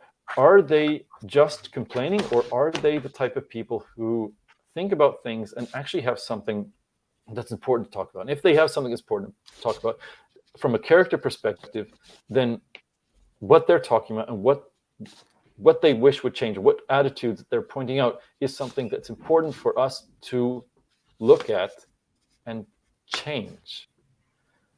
And if women, for instance, really want to be protected, if women, let's say, let's put this in a perspective of, what is the word? Idealize, not ideologue, but idealism. In idealism, you have the father, the mother, children.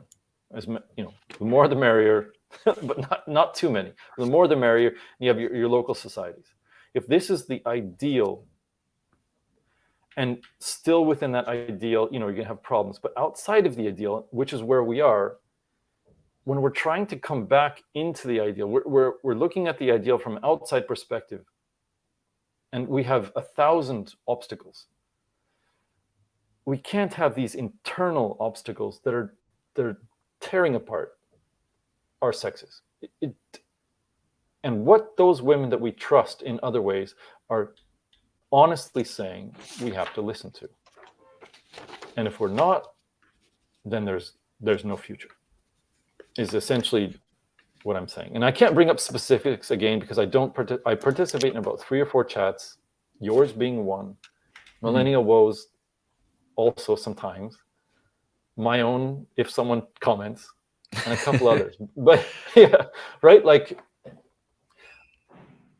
so I can't bring up specifics, just the attitudes that I've noticed. And so if anyone knew what was happening with Emma Lucy Shaw, I could probably nod my head and be like, yeah, that for sure that's happening.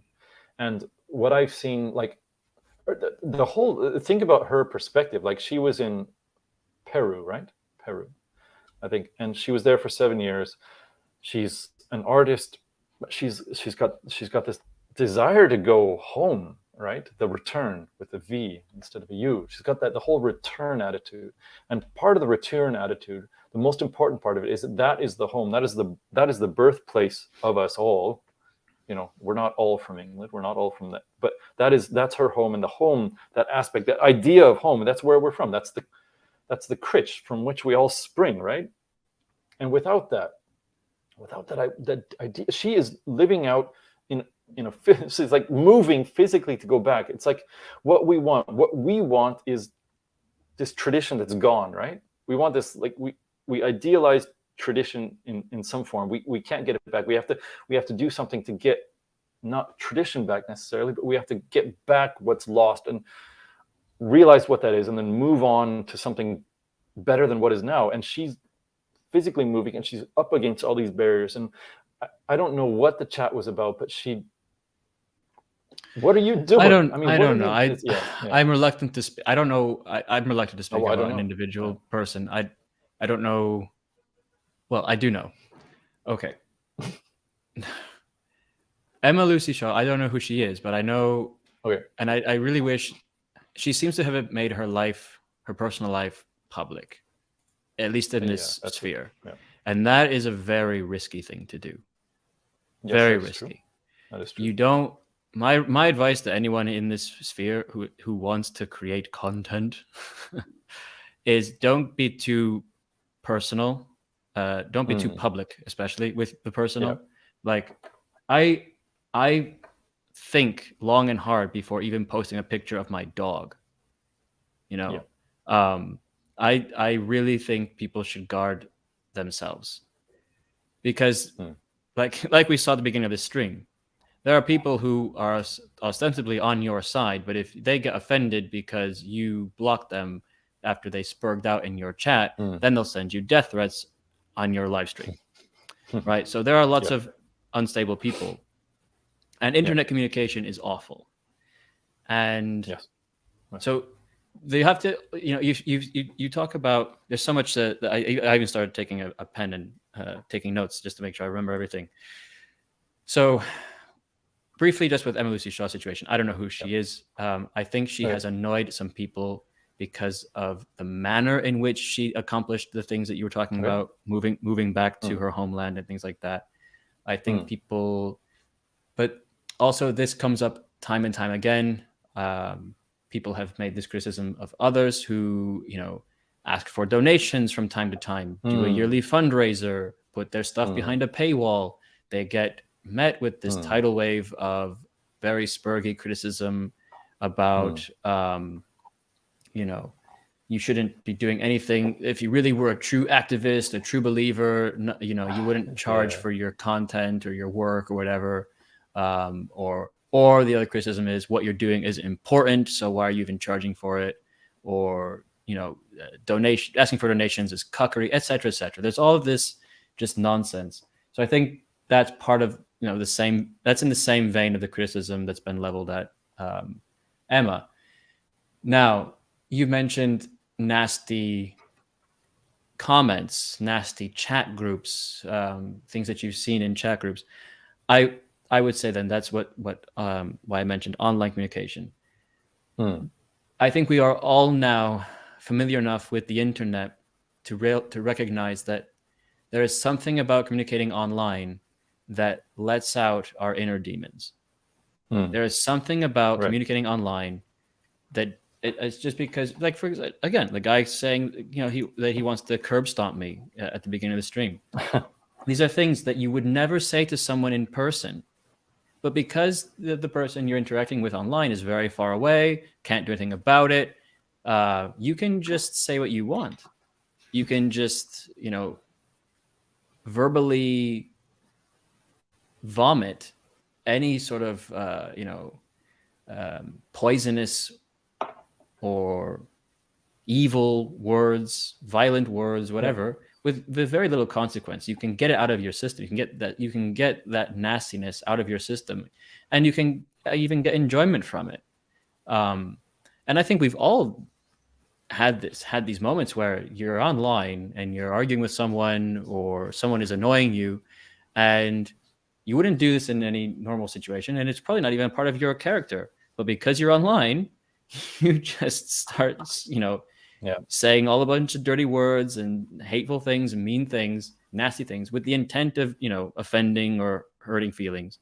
Because you're online, there's very little consequence. I think, if you've been online for more than, a couple of years of your life, this has happened. You've had these run-ins.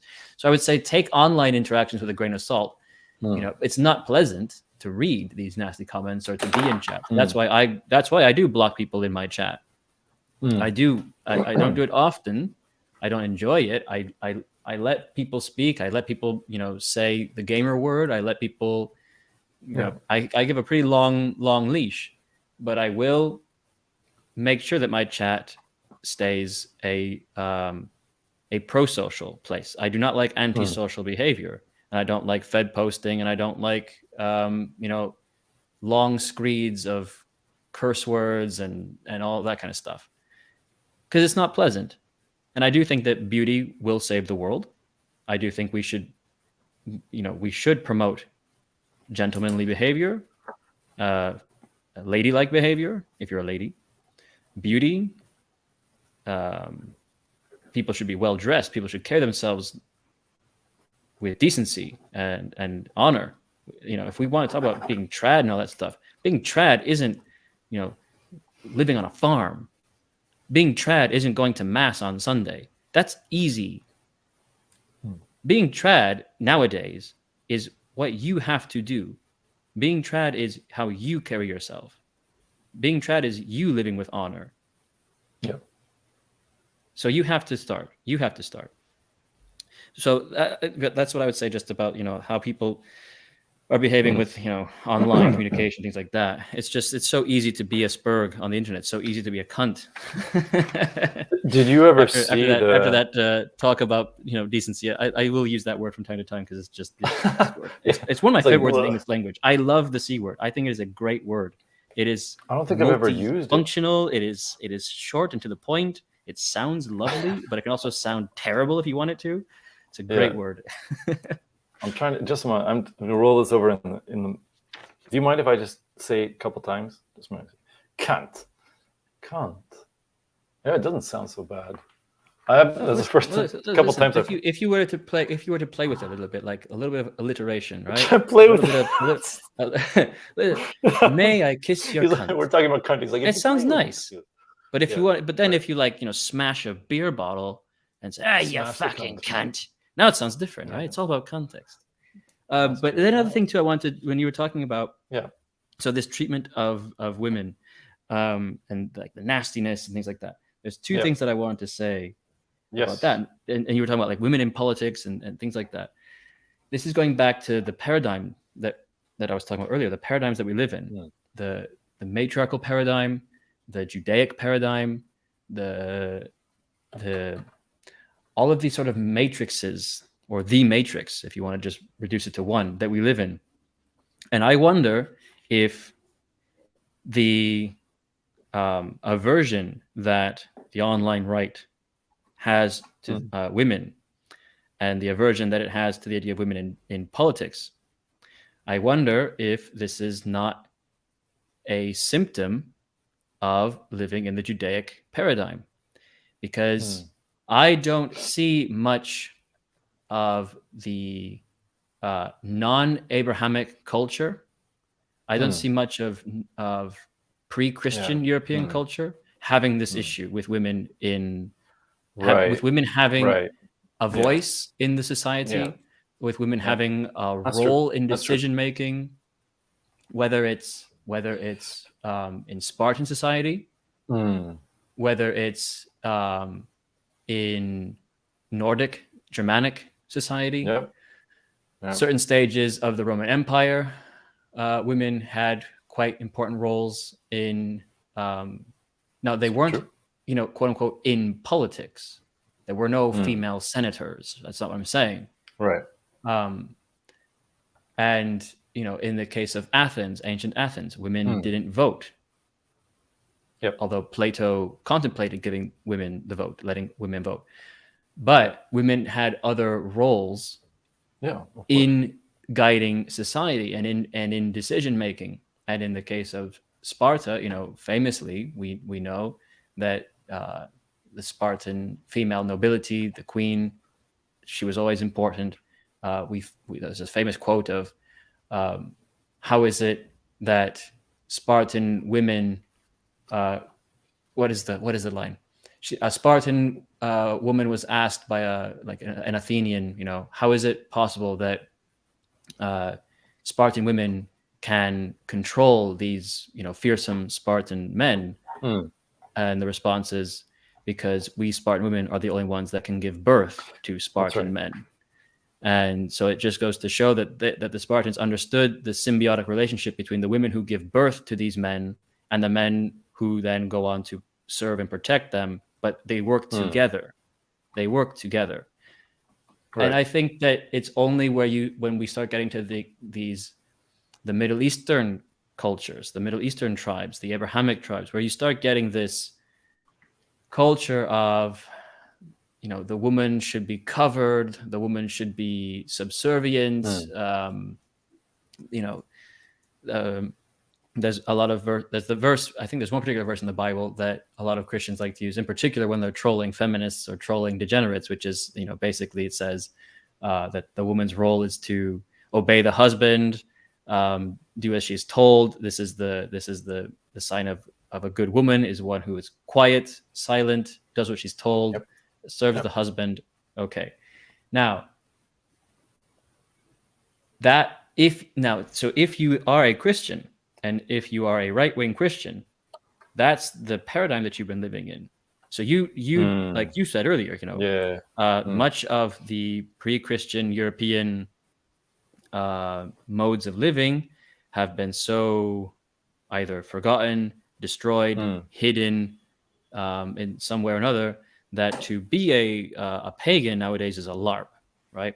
So that means that we've all been living in this Christian paradigm, and the Christian paradigm comes from the Judaic paradigm. Ultimately, Christianity, Paul himself said it, Christianity is a branch grafted onto the root of the Jews, of Judaism. So they are Judeo-Christianity is a term that annoys people because, and I see why.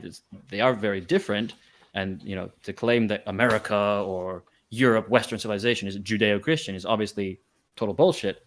But Judeo-Christian in another context is an accurate term, in that Christianity comes from Judaism. So what I'm getting at is these right-wing trad Christian types that have this very abrasive or standoffish, relationship with women, and who hate the idea of women in politics or women in decision-making roles. And I wonder if this is because of the matrix that we are in. It's another part of the Judaic matrix. Feminism is a part of this. Communism is a part of this, and the main religions of the world are also part of this. And what are the main religions? What are the big three? Well, they're all Semitic. They're all Abrahamic. And in those religions, women are given this role of being subservient and do as you're told, and you have no leadership roles. And I think that could be playing into some of the disastrous effects, because Europeans, at least, you know, I can't speak about what works for the Semites, what works for the Arabs, what works for people in Japan or China, you know, but at least for the Europeans, and you know, again, not to be too generalizing, so at least in certain parts of European history and certain European peoples, that's not how women were treated in society. They were not treated as just some, you know, low-class individual who was just meant to, you know, stay quiet, do as she's told. And you know how Adam Green has been talking about how Christianity is a deception, it's a controlled opposition, it's a psyop, it's designed to It's designed to make us the villains in the Judaic story, and everything that that Christians do, their persecution of Jews want that persecution because they can use it to their advantage, and it fulfills their narratives and it fulfills their prophecies. Yeah. I wonder if there's something in this too when it comes to feminism. So the Jews give us Christianity, give us European us Christianity. It completely changes our modes of thinking. It completely changes our modes of what we perceive as good and evil. It completely changes our modes of our eschatology, and it changes our society. It changes our social constructs, and most things are social constructs. One of them being the interaction of men and women and the roles men and women have. And now suddenly, we have Christianity, and years go by, decades, centuries go by, and women have been changed. Their role has changed from what it was in a pre-Christian Celtic or pre-Christian Germanic or pre-Christian Spartan society, and now they've been living in this more restricted or even oppressed Christian society, Judeo-Christian society. Only so that 800 years later, Jewish women could lead a feminist revolution against the very social constructs that their ancestors helped create by bringing Christianity to us Europeans. Do you get what I'm saying? Yeah. No. This is actually something I thought about. They brought the change to our society. They brought the change. They brought the scapegoating Abrahamic and other people. View of women's roles and be quiet, love do as your husband says. And then later, they're the ones that complain about it too and start causing a feminist revolution against the oppressive patriarchy. And it's like, well, you kind of brought that to us. Yeah. Well, here's the thing. So I'm sorry, I keep going, but we got to. One of the things that happens is because they are a small portion of the entire world's population, if an idea from them goes to another group of people, and that group of people, for instance, outnumbers them in the populace. So even the Swedes, which number, let's say, 9 million in Sweden, which is like 20% non-Swedish, and there's probably more Swedes outside of Sweden right now. You have 18 million people. And 18 million people, let's say, is about the population of, we're supposed to believe, about the population of Jewry. Mm-hmm. But because everyone else outnumbers them so much, if anyone else takes up their idea, there's a number of ways that they can say, well, you stole that, one, if it's a good idea. If it's something that they can use to then criticize, and if the idea has penetrated that culture for long enough, you can demonize the entire culture based on your own culture. And it seems to me that this idea of scapegoating is a lot more nuanced than we give it credit for. What Christianity took on and what it replaced seems to be some sort of scapegoat. I don't know about ritual or whatever, but it replaces the natural role of men and women. Women shouldn't be silent. No, there is a role for men and women. It's different. Like one of the books, I'll just bring it up. By the way, I don't know how much longer we got, probably about 20 minutes. One of the big books it's actually a small book, I'm sorry. One of the books that changed a lot of my thinking, and I was never a libertarian, but a lot of people say that this author was libertarian. He's Robert Heinlein. He's a science fiction author. He wrote this book called Starship Troopers, which became a movie. Mm-hmm. And in it, he basically espoused ideas that were pretty European from over thousands of years, which is, you don't have the right to citizenship unless you're going to volunteer your life for service to the state in order to then, after you've done your duty, then you can prove that you're a citizen and then you can vote. And I was like, this is an interesting idea. And a lot of the people we see who are like, they'll talk about the right to vote in the West. Like, well, men in general got the right to vote, say in America, in like the middle to early 1800s, like non-landowning, non-family, just a general man got the right. Before that, it was landowners, family men who had, blood and soil relation to the country for long back. And then women got it, 100 years later. But the idea for the man was, of course, that they had to be willing to fight for the state. And then a lot of the people would be like, well, if women are willing to fight for the state, because they don't have to go into war, men have it so much harder. So if they're gonna fight for the state and die, well, then maybe, is kind of the idea behind saying, well, women shouldn't have the right to vote because men only got it because they could die, the state could tell them to go fight. But the thing is, if you table the idea of women fighting, you table the idea of your society. Just, that's it. Women fight and die, and that's it. Your people are gone. See, women have to be protected. I've heard it said, that. A society that would allow its women to go off and die in war is not a society worth fighting that war for. No, absolutely not. Absolutely. And I don't believe that women should go off, like I was speaking about earlier. Women should be allowed to, and should not just be allowed, but they should participate in athletics. But I'm not a fan of female combat sports. I actually find it repulsive. If I had a daughter, I would encourage her to be athletic, to be in athletics, to do sport, sure. But I would advise her against. I would discourage her against combat sports. I just think it's ridiculous. Why? That's not what you want to foster in the fairer sex. Absolutely not. And I also do want to just briefly make a disclaimer. I'm not suggesting that women in pre-Christian European societies were, leaders, or that every European tribe had a boudica. That's not what I'm saying. Earlier in the chat, someone posted here, got the comment, Double Dime wrote, women control the hearth and home, men control the household.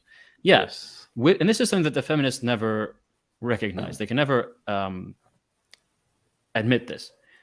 Women have always had power. And in fact, they've always had incredible power because they are basically the ones that decide what, for example, they have spending power.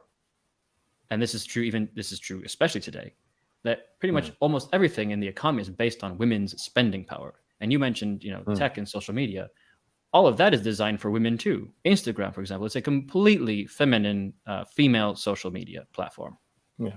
The way it's designed, what it's for, who it's for.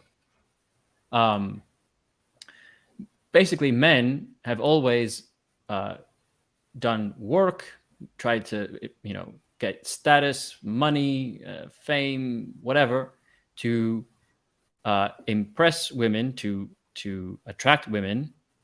And then women will then take all of that status, wealth, and fame and use it themselves. And they decide, in many households, it's the women who manage the checkbook. The man goes out and makes the money, and the woman decides how the money is used. Okay.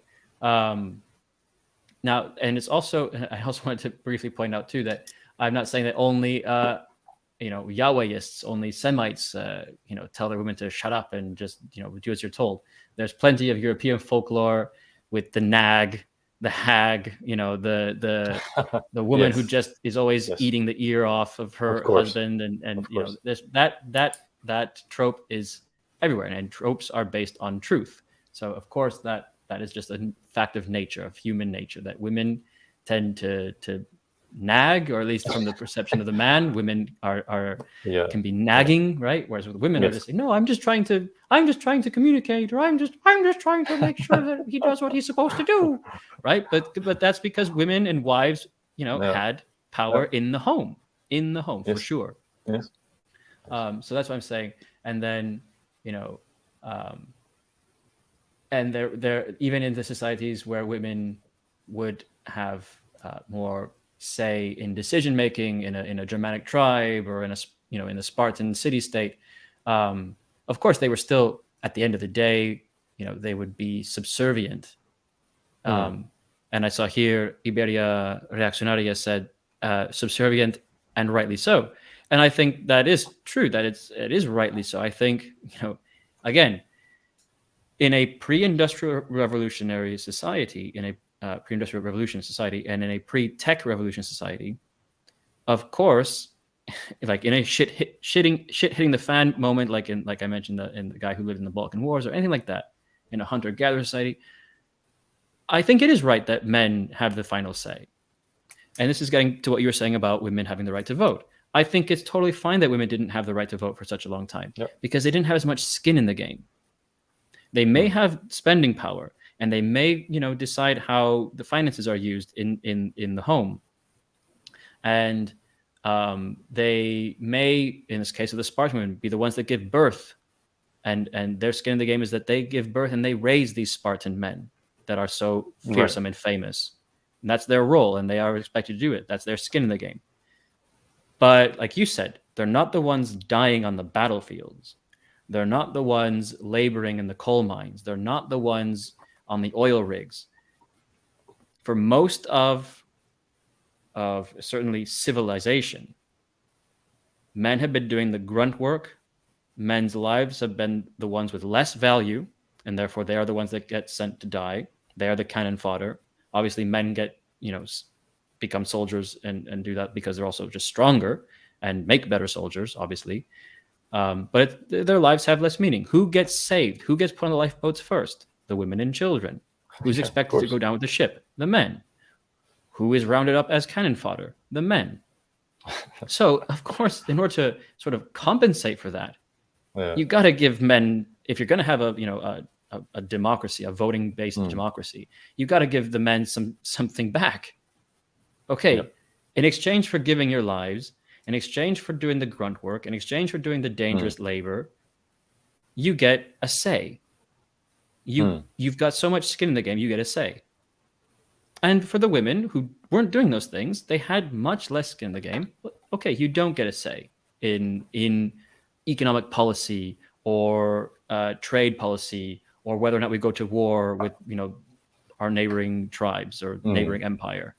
Okay, that to me seems totally logical. I can put myself in the position of a first century European and think, yeah, that makes sense. Okay, and it shows, and also the ancients were thinking of this anyway. Plato contemplated the merits of giving women the vote. But the ancients were far smarter than. I mean, it's crazy that how we denigrate the past. Yes. So I just wanted to make those caveats. Something else that I wanted to mention too, as you were speaking, and also in the comments, was going back to what we're talking about, authoritarianism. Again, this is from Iberia Reaccionaria. He said, a certain degree of authoritarianism will always be necessary. Our current regime is way more totalitarian and dystopian than fascist Italy or the Third Reich, and it's founded upon lies. Yes, just because you have a matriarchal society doesn't mean you can't get totalitarianism. This is going back to the Longhouse. This is getting at the heart of what's wrong today. We do live in a totalitarian society. We do live in an authoritarian society. Let's look at those words. Totalitarian, total. Okay? Can anyone disagree that the ideologies of today are not total? They are everywhere. They are in everything. You cannot watch a film, enjoy a series, read a book, have a conversation without the ideologies of today, the socio-political ideologies of today being present. They're redacting Roald Dahl books, for God's sake, to fit the totalitarian ideologies of today. Incredible. All right. Incredible. Authoritarianism. Where does that come from? Authority. Can anyone disagree that the current regimes who are implementing this totalitarian ideology do not also have immense authority to do it? Of course they do. You'd have to be living under a rock not to think so. But that does not mean that these are masculine regimes. These are incredibly matriarchal regimes. But they have the tools of totalitarianism and authoritarianism. So yeah, just because this is an interesting comment because this is, and I think we can end on it eventually. So let's play on this. The other one thing I just wanted to end on it eventually. The other thing I just wanted to say about, because you were talking about listening to the women on, the women online, the women who are in our sphere, and there are very few. That must be said. But I think that just also reflects that politics. This is why also women weren't in politics that much and weren't voting and weren't, leading, tribes or city states, because politics is a man's game too. It just kind of is, just like home decor is a woman's game, more or less. But so you're saying earlier that women in our sphere, they have Telegram channels, or they have a Twitter account or whatever, right, or they have chat groups, and they make criticisms, they have complaints, and we should listen to them. Now, honest ones. Honest ones. Now, I would only push back on that. I would like to push back on this, and this is why I think, this is why we had the part 2 to talk about this right-wing response to it, because I get a bit annoyed with this. I think the dissident right should be a sanctuary for our community. I think knowing what is the demography of the dissident right, knowing what the daily struggles we're all going through, living in this clown world, living in this Kali Yuga is like, the dissident right, and this is also going back to why I try and keep my chat group respectable and decent and pro-social, not anti-social. Knowing everything that's going on, knowing what people are going through, knowing just how dismal everything can be sometimes. For most of the time, men are already getting plenty of criticism. Men are already being told what their failures are, what their failings are. Men are already being told where they should, what they should be doing and how they should be improving, and do this and do that. And it's never enough. And it's such a tightrope nowadays, because we've been talking about how masculinity has been so diluted and demonized even, and criminalized even. And yet, what do women want? They still want a masculine man. I've heard it said that men today are still expected to basically be like their grandfathers. They're still expected to be handy, strong, stoic, clever, intelligent, hardworking, bring home the bacon. They're still expected to do all these things. But now they're also expected to do all these other things that were never expected of men. And men aren't allowed to have any expectations about women at all. Men today are not allowed to have any standards, to apply any standards to women. So women get to say about men, well, we want you to be hard work. I want a man who's hardworking, who makes 100K a year. I want a man who has a car. I want a man who is strong and protects me and blah blah blah. Okay, and the man says, yeah, and I want a woman who takes care of her body, who knows how to cook. Well, no, that's body shaming and patriarchy. You bigot, you asshole. So it's a very frustrating situation for young men to be in. And so when I see our guys, content creators, Telegram account operators, Twitter account guys, whatever, engaging in this and also bringing the hammer down on men and saying, you need to step up, be better, blah, blah, I always get a bit annoyed. I see it and I feel a bit of like, it's too easy. It's just, and I think it's also another reflection of the matriarchal society that we live in. Even amongst our community, we are reluctant to call women out.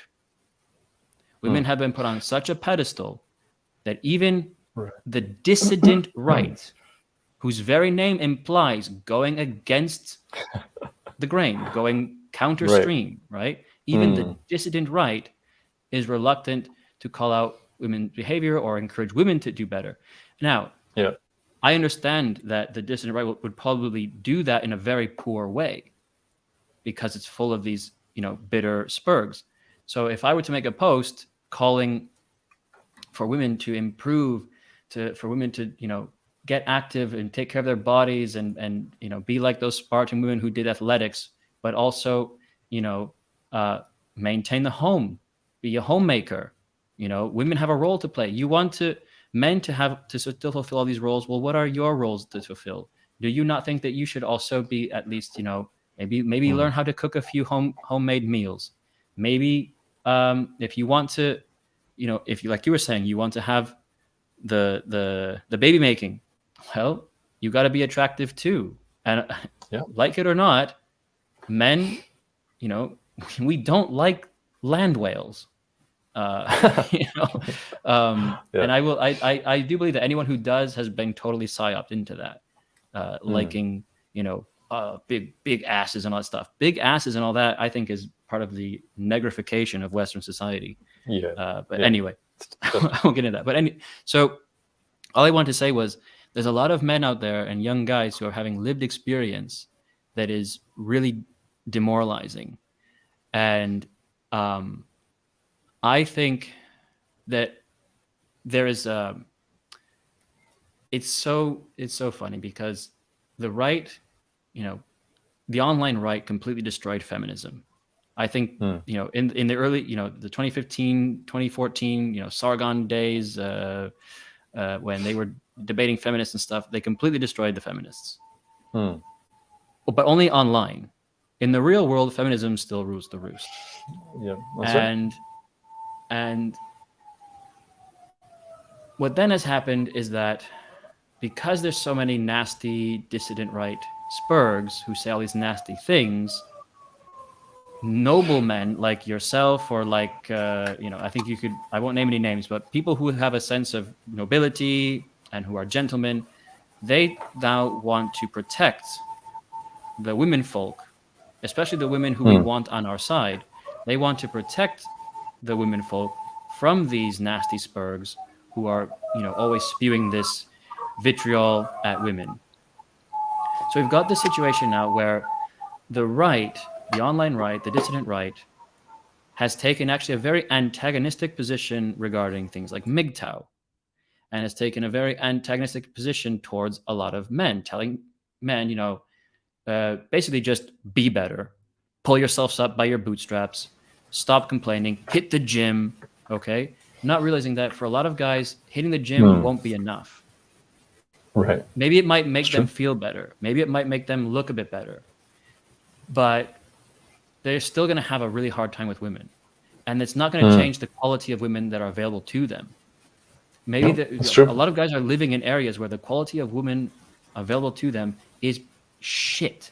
Absolute shit. And it's really hard to live that way. It's really hard to look out and think, there is not a single female in my life, in my social circle, in my acquaintance sphere that I've met online. There isn't a single female that I would want to be with, that I would want to marry, that I would want and trust to be the mother of my children. And so I think the online right needs to take a step back, actually, and stop worrying about protecting the women folk in our community. We can do both. We can still create a community that is comfortable for women to be in and appealing to women. But because you mentioned listening to women's complaints. The complaints women are making are pretty much the same as ever. Be better, be better, be better. Okay, that's what guys are hearing all the time. What about the women? What are you guys doing to be better? And also, I think a lot of people on the right, I'll name some names. The Golden One, for example, or the Fergan, who I've seen make commentary like this. I think these guys are really good-hearted, really noble. They're wonderful gentlemen, but I think they've also had it really good. I think they've had a lot of luck. The Golden One seems to have married his high school sweetheart, and they have children, and it's what seems to be a really nice life. Okay. The Fergan is married. He's got a family. Okay. He's also, I think, even of a different generation. I'm not sure. I think he might be like, maybe 10 or 15 years older than like most of the guys here. I'm not sure. I think he's 37, so a little bit younger than me, a little bit older. Okay. Well, then in that case, he's only like a little bit older than me. Yeah. Okay. So actually, then we're all millennials. Okay. Interesting. Yeah. I thought he was Generation X by 2 months. I was going to say, does that make him Gen X though? I don't know. But Gen X is pretty tainted too. Gen X is not like in any way better off than the millennials. X is tainted. But yeah. But anyway, so what I mean to say is like, I'm not sure these guys, I'm not sure when they got married, how young they got married and had children and started that family. But maybe like the guys like them, the guys who make the content like them, you know, trying to tell men be better. I wonder if they didn't have to go through as many, you know, of the trials and tribulations that young guys are going through today. And when I see them, you know, saying that MGTOW is just the other side of the feminist coin, of the subversive Judaic coin. Right. I wonder if they say that because they haven't actually had to live in the trials and tribulations of today. Because I would say that MGTOW, and I'm not talking about the extreme, I don't pay attention to any extreme, you know, women hating manosphere stuff. I'm talking about the reasonable men's rights groups, you know, the type of men's rights groups that gave us the very term red pill. The red pill comes from men's rights, the manosphere. They were the ones that started using that. You took the red pill to have your eyes open to the realities of the matriarchal society, the hypocrisies of feminism, and the degradation of men. They were the first people to use the red pill in that new context. And so I'm not talking about, you know, any sort of like Andrew Tate, just fuck bitches and be a pimp, basically. Like that's not. I'm not talking about him. But as far as men going their own way, I don't think it's the other side of the Judaic feminist coin. I think this is a completely rational response. And indeed, temporarily, I think a lot of men would benefit from going their own way, temporarily. A lot of men do put pussy on the pedestal. A lot of men are obsessed about, you know, getting a girlfriend, and they're very sad that they don't have one. Go your own way. Don't worry about it. Find a hobby, LARP, right? As we were talking about earlier. As much as you can, that there are surrogate activities. Find yourself a surrogate activity. Find something that makes you feel fulfilled. Hit the gym, but not with any expectation other than you're going to feel better. You might look better. Probably both. Okay. If there are no good women in your area, travel, move, or stay where you are if there's reasons to stay. But then don't worry about the women. Go your own way. I don't like the counter signaling of this. And this is where I think the right is going wrong. We were talking about, you know, what feminism gets right, the right-wing reaction to it. I think a lot of people on the right don't understand MGTOW, don't understand what the situation is like for people living in the world today, men living in the world today. And so they kind of have taken a very antagonistic position without, I think, appreciating all of it. I don't know. I've been talking now for a while. So what do you think about the MGTOW question and that? So I don't, listen, I never got into MGTOW or much red pilling. I did watch I watched that documentary that girl did that she wanted to debunk the men's rights and then turned to literally it's called the red pill. The red pill.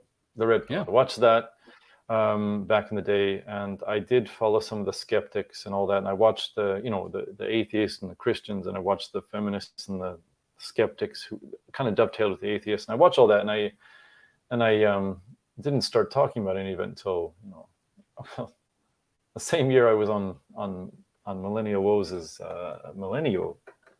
And so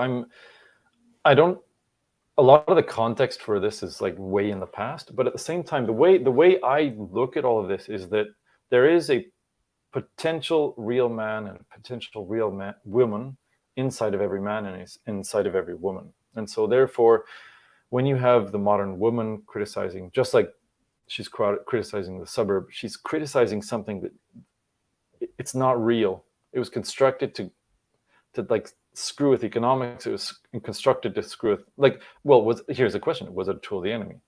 Maybe the suburbs weren't just something that emerged after World War II. Maybe it was literally like how can you plan for, how can something so ugly just kind of emerge on the scene, right? So maybe it was a tool. Maybe emergence of such ugly things is just something that happens. I don't know.